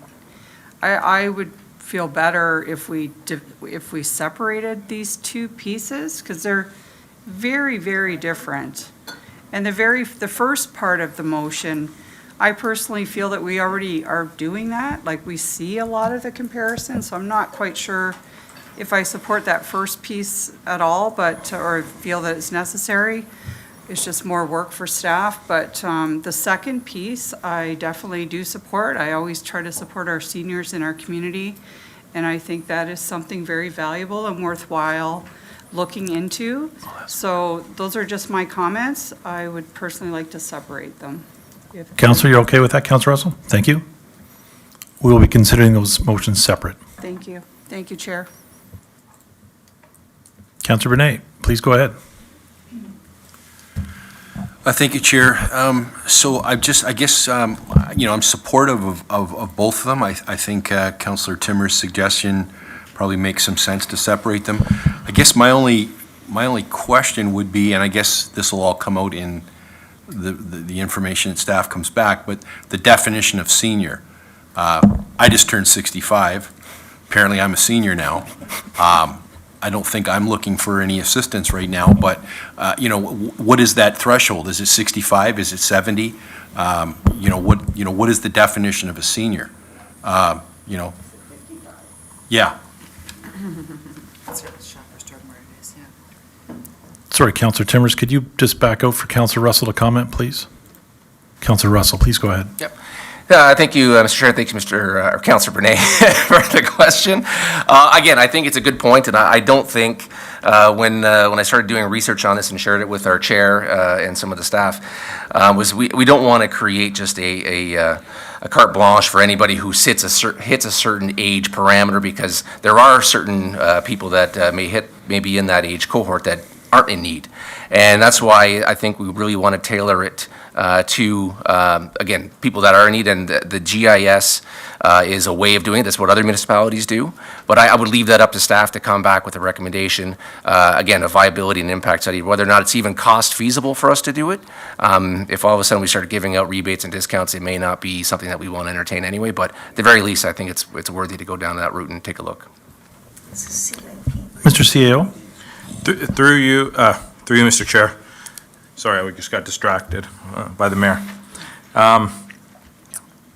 So looking at the Government of Canada's website, in Canada, age 65 is that common benchmark, council. It's when old age security and the guaranteed income supplement, the GIS the councillor mentioned, can kick in. Now, there are also those parameters he mentioned around, economic conditions and income and all those other sorts of things, but 65 is that common benchmark, so that'd probably be the first one we would use, after which then we would look at income and all those other variables when we come back, should this motion pass. Thank you, Mr. CEO. Councillor Timmers, could you please back out again, sorry about that, we got a lot of back and forth here. Councillor Bernay just wanted to comment on that. Go ahead, Councillor Bernay. Sorry, you're on. So I appreciate that response from the CAO. I guess on the flip side, I think we would all be fully supportive of making sure that we need to help those who need help, in that seniors. And we have an aging population, we all recognize that. I guess my only concern, and again, I hope this gets flushed out, is that on the flip side, if we have a huge amount of people that are qualifying, then on the flip side, we have a percentage of the population that is now having to pay an increased amount. And how do we balance that, right? I think we all want to support those in need. But if it's disproportionate right now in our community of an aging population, then we have a certain percentage that have to pay more. So I don't want to lose track of that focus as well. So, but I appreciate the councillor bringing this forward. Thank you very much. Thank you, Councillor Bernay. Councillor Timmers, please go ahead. If I'll let you in, you can go ahead. Sorry There we about go. that. Now you can go ahead. Thank you, Chair Reimer. I listening to the comments, and absolutely seniors, can be identified by their need through a simple application process. So they could apply for rent or tax subsidies. But then again, we are bringing in another subsidized program within the town. As Councillor Bernay just said, that means we've got to find the money somewhere else. So I absolutely support it, but the thought of the other side, we're going to have to find how we're going to fund that. So I do support the motion because I think it's just really an investigation at this point. Let staff see what they can find out and learn more. So those are my comments. Thank you, Chair. Councillor Mikulik. Councillor Mikulik, please go ahead. No, thank you, Chair. I wasn't sure. I see Councillor Russell jumped in the queue. Did he? All right, perfect, okay. Is it possible to have that motion on the screen again, just to look at it? Well, they've been separated. Yeah, the first one with regards to the comparator.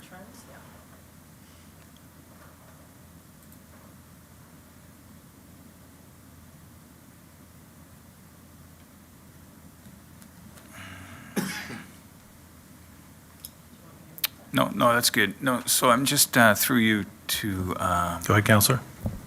to staff. Own source revenue. Can I get a better idea of what that includes? And I ask that because we have revenues. We have revenues and the new one that I'd mentioned earlier today, tonight about the debt revenue, or I forget exactly how it's called. The debt servicing funding, that's called a revenue. Would that be included in that report as well? So through you, Mr. Chair, I can't see Charlotte. She will answer this much more technically than I. But if you recall, Councillor, when we were talking about our debt ratios, own source revenue typically is primary, if not always, all made up of the property tax revenue that we get. There are some other things that go into that, but DCs don't count as part of that. And I think Charlotte on numerous occasions has highlighted why it doesn't count and why the province, when it looks at own source revenue, doesn't include DCs. So to your question, I think specific today to what you highlighted around that DC revenue, that would not be included in this. Okay. Charlotte? Through you, Chair. Go ahead, Charlotte. Through you, Chair. That was a very technical answer, yes. So own source revenues do include property taxes as well as user fees and rates, assuming the counselor has the same thing in mind when he's putting this motion forward as we use. She's frozen.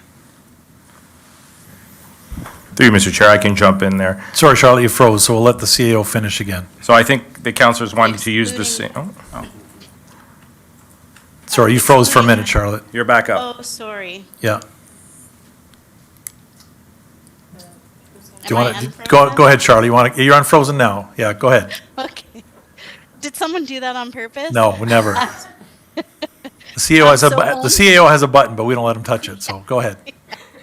Own source revenues includes items like property taxes, user fees, and rates, and it excludes items like development charges and grants that are outside of our control. Okay. Good, Counselor? Yeah, thank you. I don't know if we should include that.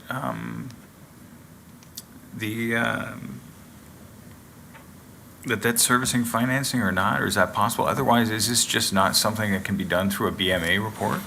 Or, Through you, Mr. Chair. So I think what probably gives us the ability to come back with a number of pertinent, I think was the word that the counselor used in there. I think at the end of the day, what we want is comparator data. You want to know how we're doing in Lincoln versus other places. And I think the counselor's example of Welland versus St. Catharines versus Lincoln, and you could do that for everyone, just shows you that it's not an apples to apples comparison. No. Sometimes data is good. Where we stack up to others is important because I think residents ask it. You want to know where we're at in that. So we'll look at the best data to bring back. We'll bring back maybe an interim update to council just so that so we're heading down the right path in terms of where you want us to be. But I think that catch-all around other pertinent information that the council included in there does give us an opportunity to look at what's in the BMA study, which sometimes is a time lag, and what do we have readily available to us. So I think it gives enough flexibility, but some specific direction that we can work with in terms of Fair both enough. finance and the CAO's I'm just office. looking at it from a budgetary, like a comparator, and when we look at revenue and expenditures, like it's basically all the revenue and it's all the expenditures. So that's why I asked that question. Thank you. Counselor Russell, please go ahead. Yep, thank you, Mr. Chair. So just, again, a quick comment on, that's okay. A quick comment on Councilor Bernay and Councilor Timmer's question and comments about the viability of whatever is going to come back. And I 100% agree. Again, we don't want to be giving away funds because you are going to have to make those funds up somewhere else. So we want to make sure that whatever, again, if it is a viable program to come forward, it is targeted, it is affordable to the other probably 99% of the people who may be able to fund it. And again, it actually achieves what we want to try to attain. So again, I think there's a number of things that have to come forward as part of that report.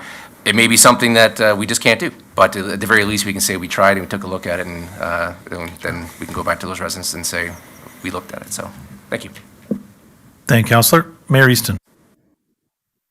Mr. Chairman, I just have a question of the mover. Sorry. Sorry, can everybody back out? And then come back in again as soon as we get the mayor? That's all right? Okay. So in the first part of the motion is the one that was up on the screen. And so I just want a little bit more information because it seems to me that, and I think that, I don't think this is an unfair question.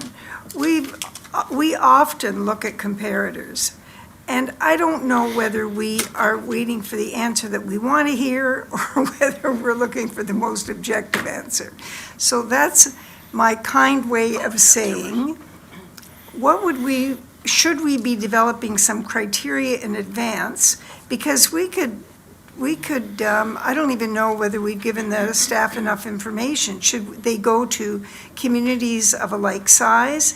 Should they look at communities like we are that are amalgamated, that have 4 fire stations and 2 libraries? And I don't know. I guess, I mean, that is the apples to apples discussion. And I don't think we should avoid comparators, but I don't want to be choosing those that are going to be hard on us, and I don't want to choose the ones that are going to be easy on us. So that's my first question. I won't back out just yet, and then you can do the two of them, okay? So the other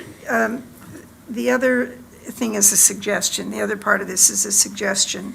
And I wondered, Mr. Chairman, if the mover would accept that, since I know that there's a few municipalities that are looking at rebate programs, whether you would agree that part of the report back might include some of that experience as they'll be like a whole year ahead of us, okay? Those are my two things. Thank you, Mr. Chairman. Suggestion, could we ask Councillor Timmers Murray and Rinchima to go back out, and then we'll call you, just so we can get the back and forth going on. So Councillor Russell, please go ahead. Thank you, Mr. Chair. Through you to Madam Mayor. The easiest answer is to part two, and absolutely, I think the best practices of other municipalities is something that we would want and encourage staff to look at. There definitely are some that in Niagara that already have a program or programs that are similar.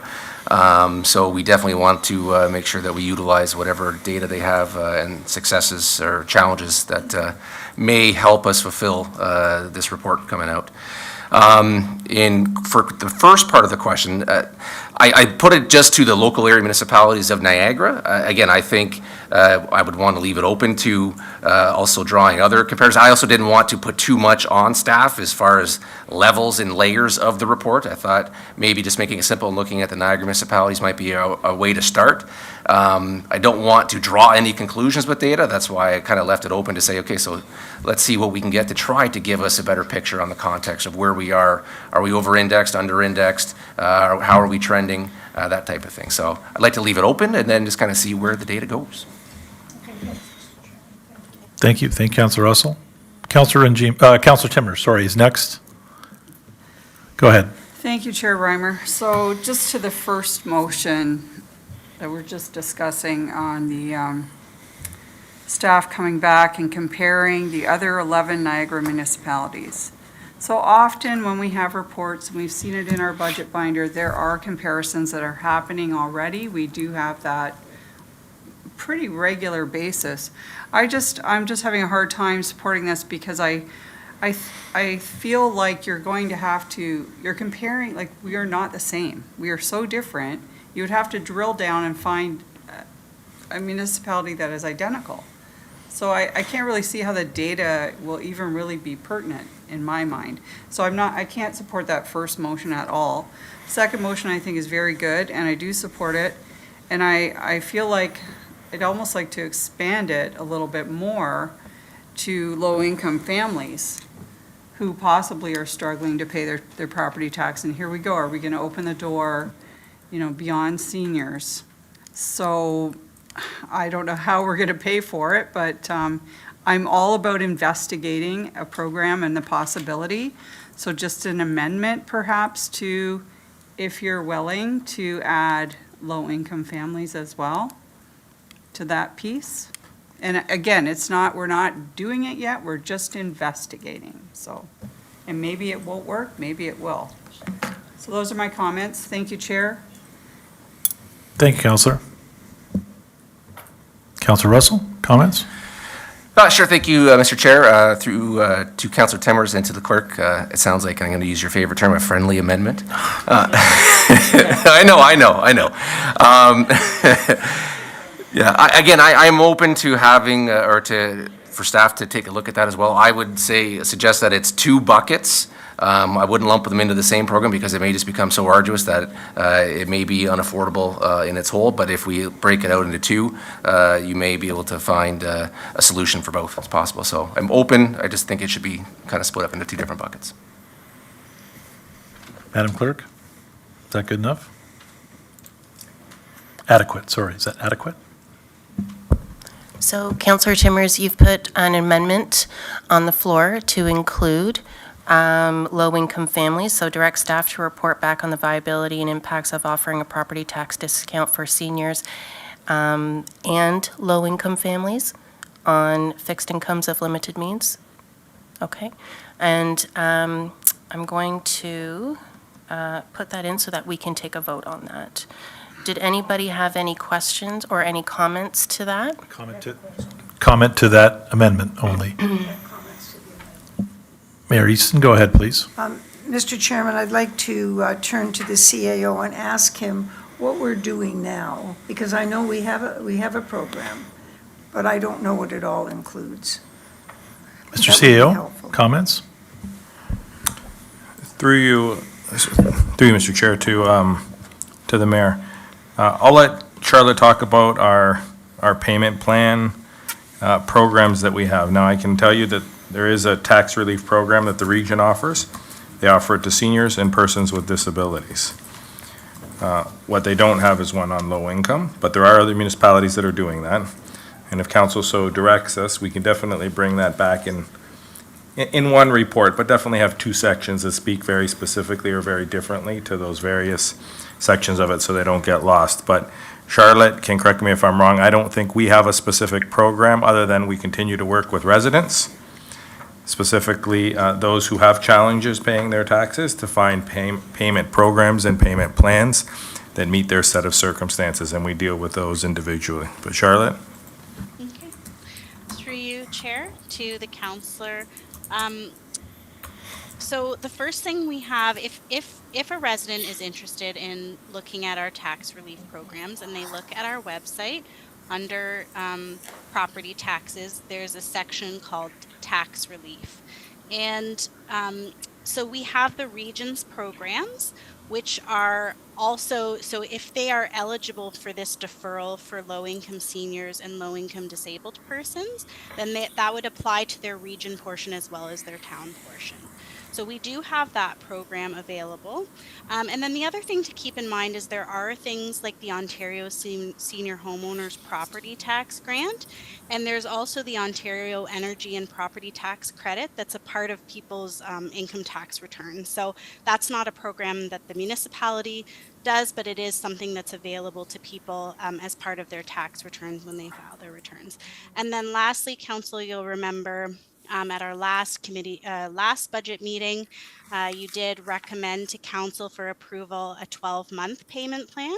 So that's something new that we're trying to implement that will allow people to spread their payments over 12 months interest-free in order to help ease the burden a little bit throughout the year.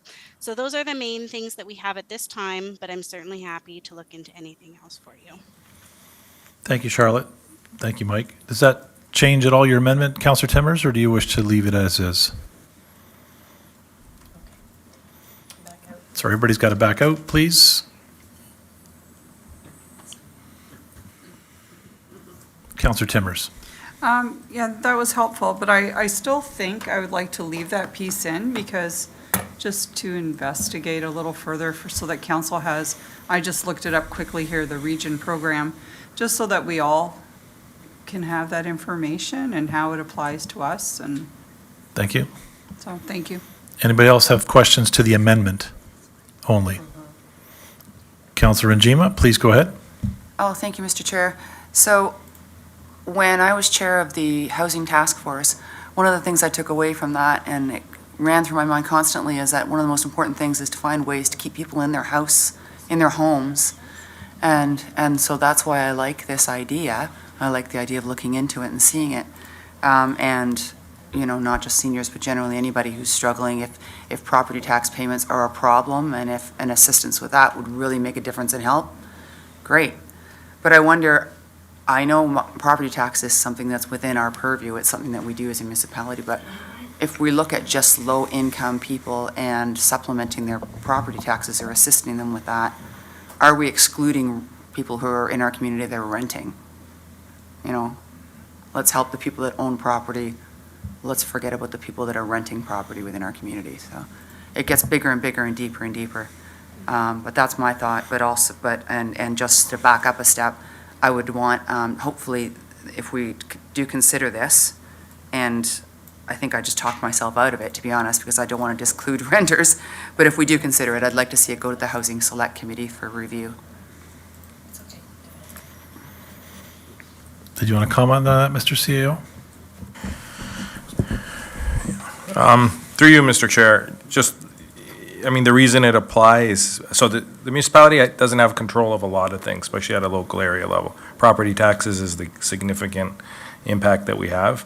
And I think as we've heard from members of council, it is a significant impact for those on fixed incomes. And so that's why most of these programs that municipalities offer target tax relief. There are other programs, other social security type programs, other guaranteed income supplement programs, and Canada Pension programs that the federal and provincial government offer to those that are in need, those that are renting. There are rent supplement programs.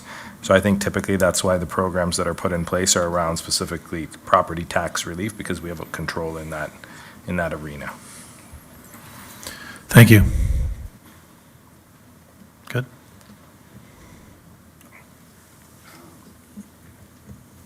Councillor Njima?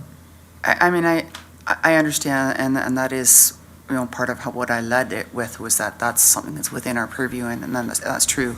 But it's really hard to, you know, we'd have to come up with a comprehensive list of what's available to those that are property taxpayers and what's available to those that are renters, and decide, you know, are we doing enough for everybody in our community? But I feel like we have a lot of people that rent in our community that we wouldn't be assisting, and I think we'd be excluding them. Thank you. Thank you. Any other questions to the amendment? Councillor Miklik? Thank you very much. Through you to either Councillor Timmers or to staff. I'm a little bit concerned about this only because, you know, when we're looking at somebody's income, is it for the 1 year? Is it for the last 10 years? Is it for the last month? Like, is it our position, or is it our expertise to determine or define who is in need? Or is it our judgment? I think it's a bit more of a complicated slope to go down to investigate all those that ask. I could be out of a job for 2 months and, you know, show that I'm not making no money, and I think it could be very expensive for the municipality to entertain that number, that potential number that we don't know. And we would also have to have the funding for it. Should we budget X number of dollars to levy onto others to fund this, and should we not guesstimate the right levy amount, then we would have to cover it somehow, similar to a CIP shortfall. So that is a concern that I have with, you know, bringing a mass number of people, or potential we don't know if it's 50 people or 1,000, 1,500 people. So that's where I have a bit of a concern, and similar to the senior population. Like, I like the fact that we do have a heart. The region does have a heart for those that are perhaps struggling financially, and they can, on a personal level, reach out to staff and seek terms or help, assistance. I do know people that have taken advantage of that, and they've been very appreciative of it, especially when in times of need. But to come up with a blanket policy, I think that's got to be looked at real carefully. Thank you. Thank you, Councillor. I'll have Councillor Russell comment, Councillor Timmers follow up, and then we'll vote on the amendment. Councillor Russell, please go ahead. Thank you, Mr. Chair. Through you to Councillor Miklik, and commenting on his comments. Again, I think he's bang on. I think whatever report comes back has to be comprehensive, because we can't bite off more than we can chew, 100%. If there is a recommendation ever to go forward with either buckets, I think it's got to be well thought out, well planned, with multi-year budgets involved, because we can't ask a majority to pay for a minority if the costs are just too high. So we need to make sure that is completely involved, and I think that's the beauty of having a report come back. It's not that we're committing to anything, we're just investigating, we're doing our due diligence, and I think it will behoove us and that portion of the population that may be in need. And also, just to give one little more comment on the context, again, some of my research that I've done, it's not a rebate of all property tax by any means. It's like a 2 to 5% discount. So again, the costs associated with some of the other municipalities that are engaged in these kind of rebate programs, it is somewhat minimal, but it may be enough where, again, that token amount shows that we are trying to do something. So that's all. Mr. CAO, you had something to comment? Through you, Mr. Chair. Thank you ahead. for your indulgence. So maybe to provide a little bit more, I think, comfort level for members of council, we will report back. The council's right. There are two types of programs. There's one that's a deferral type program for property taxes as long as you're not in arrears, oftentimes, and then there is a property tax grant type program. There are also provincial programs in place that allow for $500 to be rebated moving forward. So I think we're going to come back to you with maybe an extensive list of what's out there already, specifically around low-income seniors, low-income disabled persons, and if we get direction just generally on people who have low income. We'll give you the parameters, we'll give you what that means and what the potential impact will be. And we will, make sure that we try to do our best guess or our best estimate at what that looks like in front of you. I also think this is partially I was talking to the councillor as he was getting ready to ask his question. Some of this is also a communications exercise. I think there's a lot of things out there that residents probably aren't aware of in our community. We do a lot of that informally already when they call Kim or others at the desk. We help them navigate provincial and federal systems. I think some of that just could be pointing them to different directions or helping them navigate the system, which is sometimes complex. Thank you, Mike. Councillor Timmers, and then we'll vote on the amendment. Thank you, Chair Reimer. Again, I'll just, after our CAO's comments, I think that he went right where I was going. I think it's really important. This is just a report that's going to come back. There's nothing, decided at this point. We're just investigating. And I think it is really important to communicate to the residents, because I was just looking at the region program for rental subsidies, and how many seniors are aware, that's available to them. So I think it's just an exercise in investigation, and there's no commitment at this point, so thank you. Thank you, Councillor. Madam Clerk, we vote on this, please, on the amendment? Yep, and so I will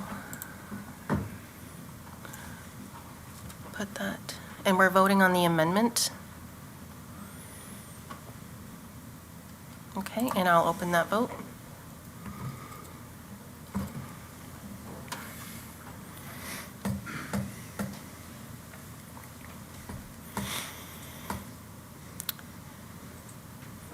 Okay, and I'll close that vote. And that carries 7-2. Thank you. Thank you. And we're back speaking to the motion, and next in the queue was Councillor Murray. Councillor Murray, please go ahead. Thank you very much, Chair. Through you to Councillor Russell. I just kind of wanted to have a little bit of background on the motivation behind this. Not to say that the motivation shouldn't be that we want to take care of the people in our community. That's not what I mean. But has this been requested of you? Have your constituents come to you and said this is a real problem, we need help, or is this that you have, with forethought, preemptively decided that you'd like to stop this before it's a problem?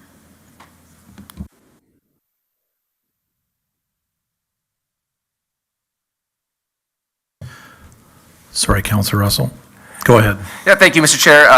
It did actually come from residents, so I actually had a few sit-downs with residents over the age of 65, over the age of 70 as well, that did declare on numerous times about, over the years too, not just this year, about their issues with property tax escalations, their fixed income, and their inability to work to increase that income. So it's been something that's kind of been percolating.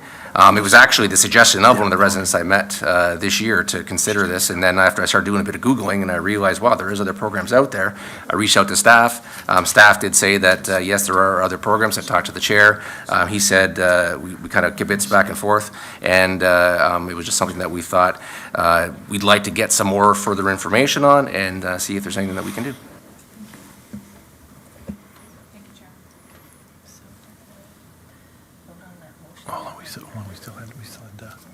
Councillor Njima, you were still in the queue regarding the amended motion.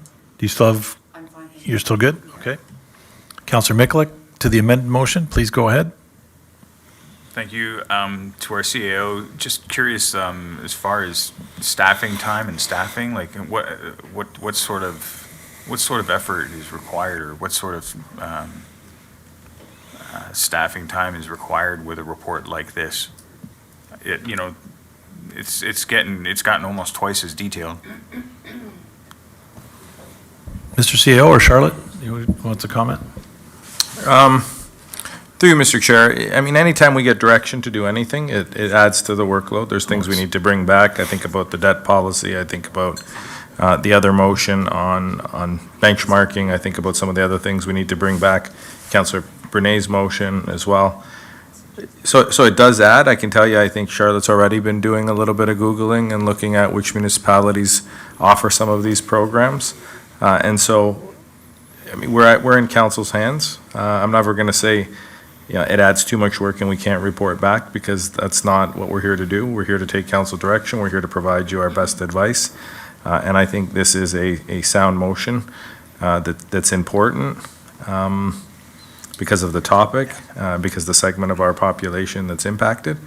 And so staff will report back appropriately. I think we can bring back some general information fairly easily. Should council want to direct us to go back a little bit more in depth, then I think we can maybe do this in two parts. Gauge council's appetite when we come back with some high-level information, and then if you want to direct us back further. But I think we're capable of adding this to our workload and coming back. It isn't time-dependent necessarily. I think I heard the councillor say for the next budget, so it does give us quite a long runway. Okay, perfect. Through you, I think that's important. Just, I don't want to, we have to be serious if we're going to actually do this. Like, we have to be prepared to pull the trigger on this if we're going to do it. And otherwise, if we're just investigating or going on a fishing expedition like that, that can take up a lot of time. And, I want to make, we have to be serious if we're going to actually do this. So that's where I'm going with it. But I like the idea of the two-stage approach to kind of come up with a high level, guesstimate, and then dive deeper should we wish to. Thank you. Councillor Njima, go ahead, and then we'll vote on the the first amended motion. Go ahead, Okay. Councillor.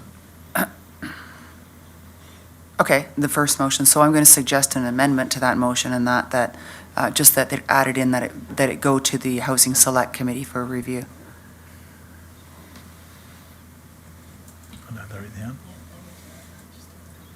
Just a minute, we'll put that up on the screen.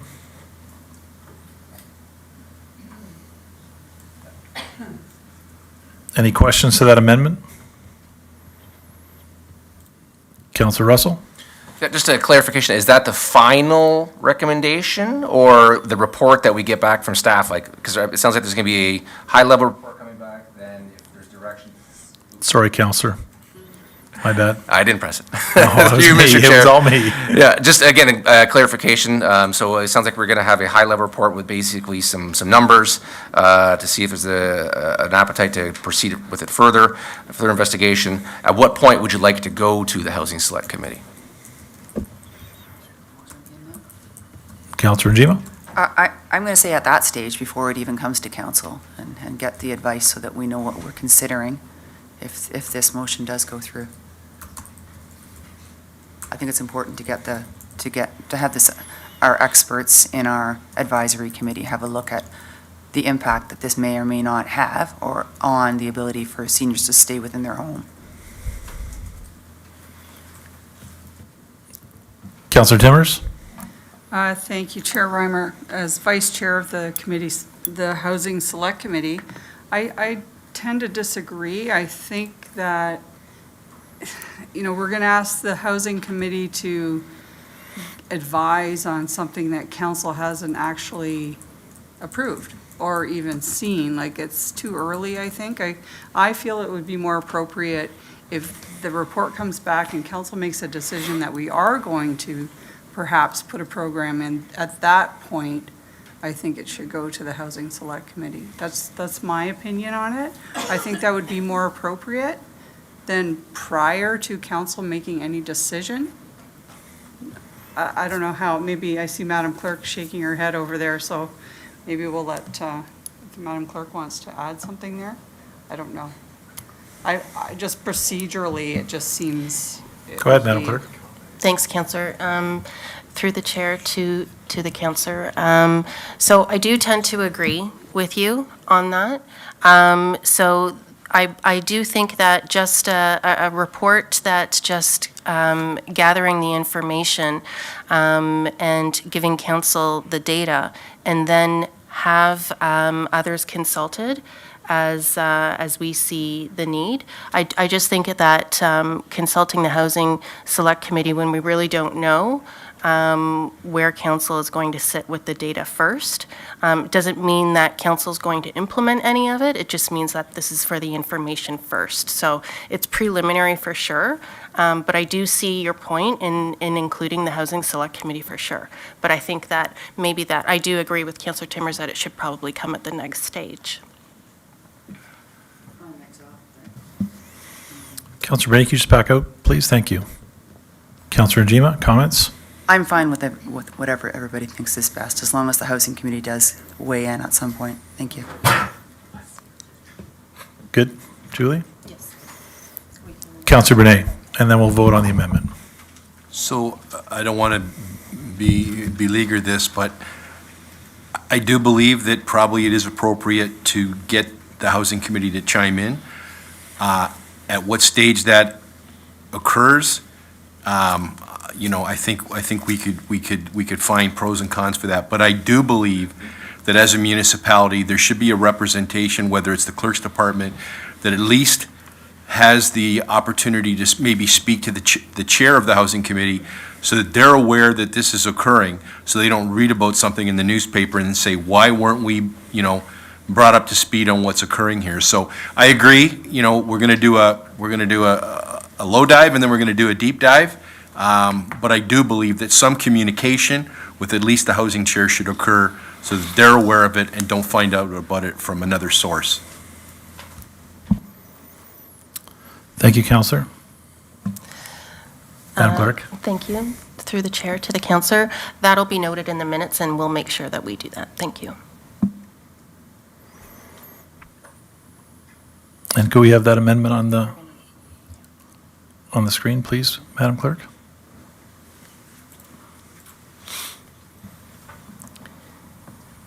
Clarification, Mr. Chairman, is this the amendment on part? So, Go ahead, Madam through Clerk. the chair to the mayor, this is the amendment to the Part B motion, sorry. So this is direct staff to report back on the viability and impacts of offering a property tax discount for seniors and low-income families on fixed incomes of limited means as amended. So this is the final one on this one, okay? And then we'll move to the next part of Councillor Russell's, and I'll open the vote.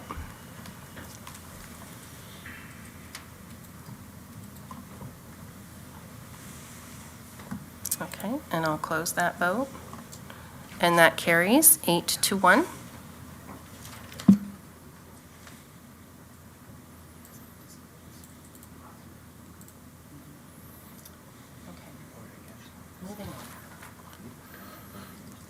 So we're going to vote on the first motion from Councillor Russell. We have that on the screen.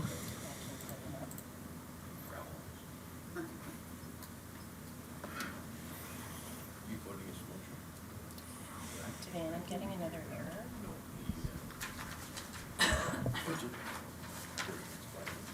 So this was the other part to his. So we didn't, do we have to vote on the final? We did. Yeah, this is the second one. Any questions to this motion? Mayor Easton. Thank you very much, Mr. Chairman. I do have a question, and it's really to ask, through you, Mr. Chairman, of Councillor Russell. Why is this important? I need a little bit more information in terms of what is it that we might find that would be useful?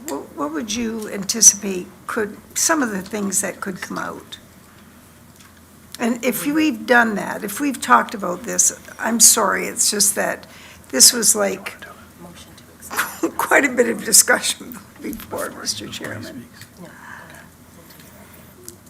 Oh, I need to come out. Councillor Russell. Through you, Mr. Chair, to Madam Mayor, we did touch on it a little bit earlier. It is just to provide context into how we fare versus other municipalities in terms of operations. Capital is something that obviously, through the ebbs and flows of the business cycle, with planning and building, it's going to go up and down. So it's never going to be a measurable commodity in other municipalities, where operations is relatively static in terms of the yearly migration up and down. And it does increase or decrease based on what's happening in the municipality at the time, but it will give us an idea. Are we over-indexed? I'm thinking of my numbers tonight.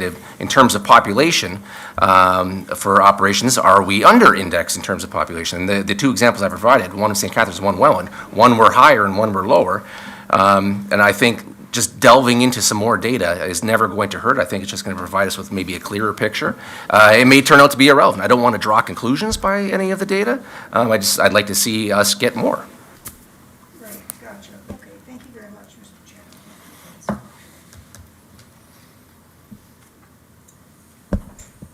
Before we move any further, we need to waive the rules and proceed beyond the hour of 10 o'clock. Show of hands. Can I have a mover first, please? Councillor Timmers, thanks. And I will open that to a vote. Thank you.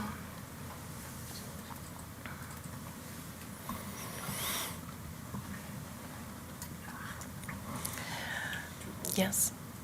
Yes. Thank you, and that carries. Thanks, Chair. Councillor Murray, please go ahead. Thank you very much, Chair.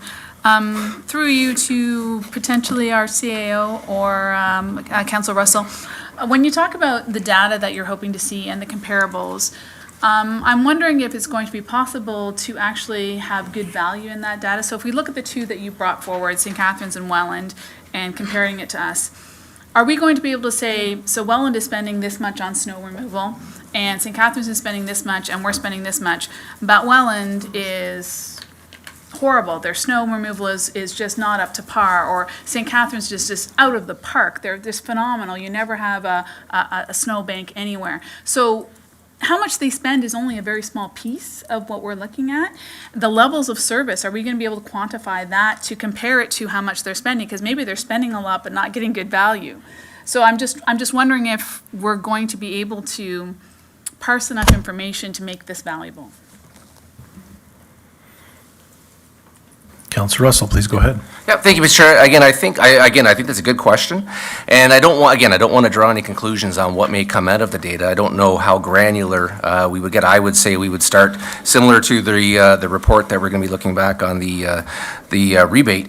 We start high level and see if there's any reason to go into further data detail. If there isn't, then again, I think that's it. I think again, maybe even looking at the local area municipalities, maybe not necessarily the best comparison. I used it because it was local, and it gives everybody has a context for what all of those municipalities offer in terms of services, in terms of population, in terms of demographics. But we could move into things that are similar to our population size, similar to our geography. Again, there are other variations you could look at to pull data from. And the nice thing about these reports is that the data is actually very easy to pull. Again, I pulled those three while we're probably going through the first 20 slides of Charlotte's presentation. And again, I think staff could probably do it a little more efficiently than I could. Sorry, Charlotte. Thank you, Councillor. We're going to vote on the second motion. Madam Clerk, please put it up on the screen.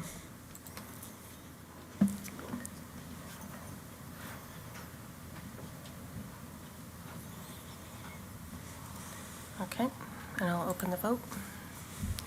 And the vote is now open.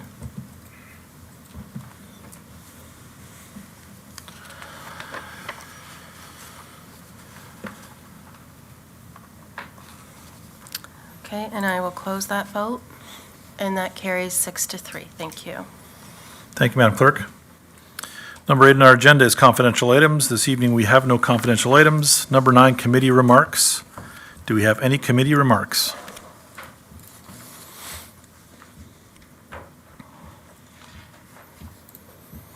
I'd like to say a big thank you to Charlotte, to Mike, to Julie, and to Paul, I forgot him before, PD, for presenting this evening. That was as other councilors have mentioned, there was a lot of information packed in there, and so thank you very much for all of that. And also thank you to the CLT for your hard work, and I think Mike's going to buy lunch tomorrow, and you guys can all smile and make up. And we've had a couple of examples this evening of recreational activities, darts and curling, that involve very little physical exertion and also include an adult beverage.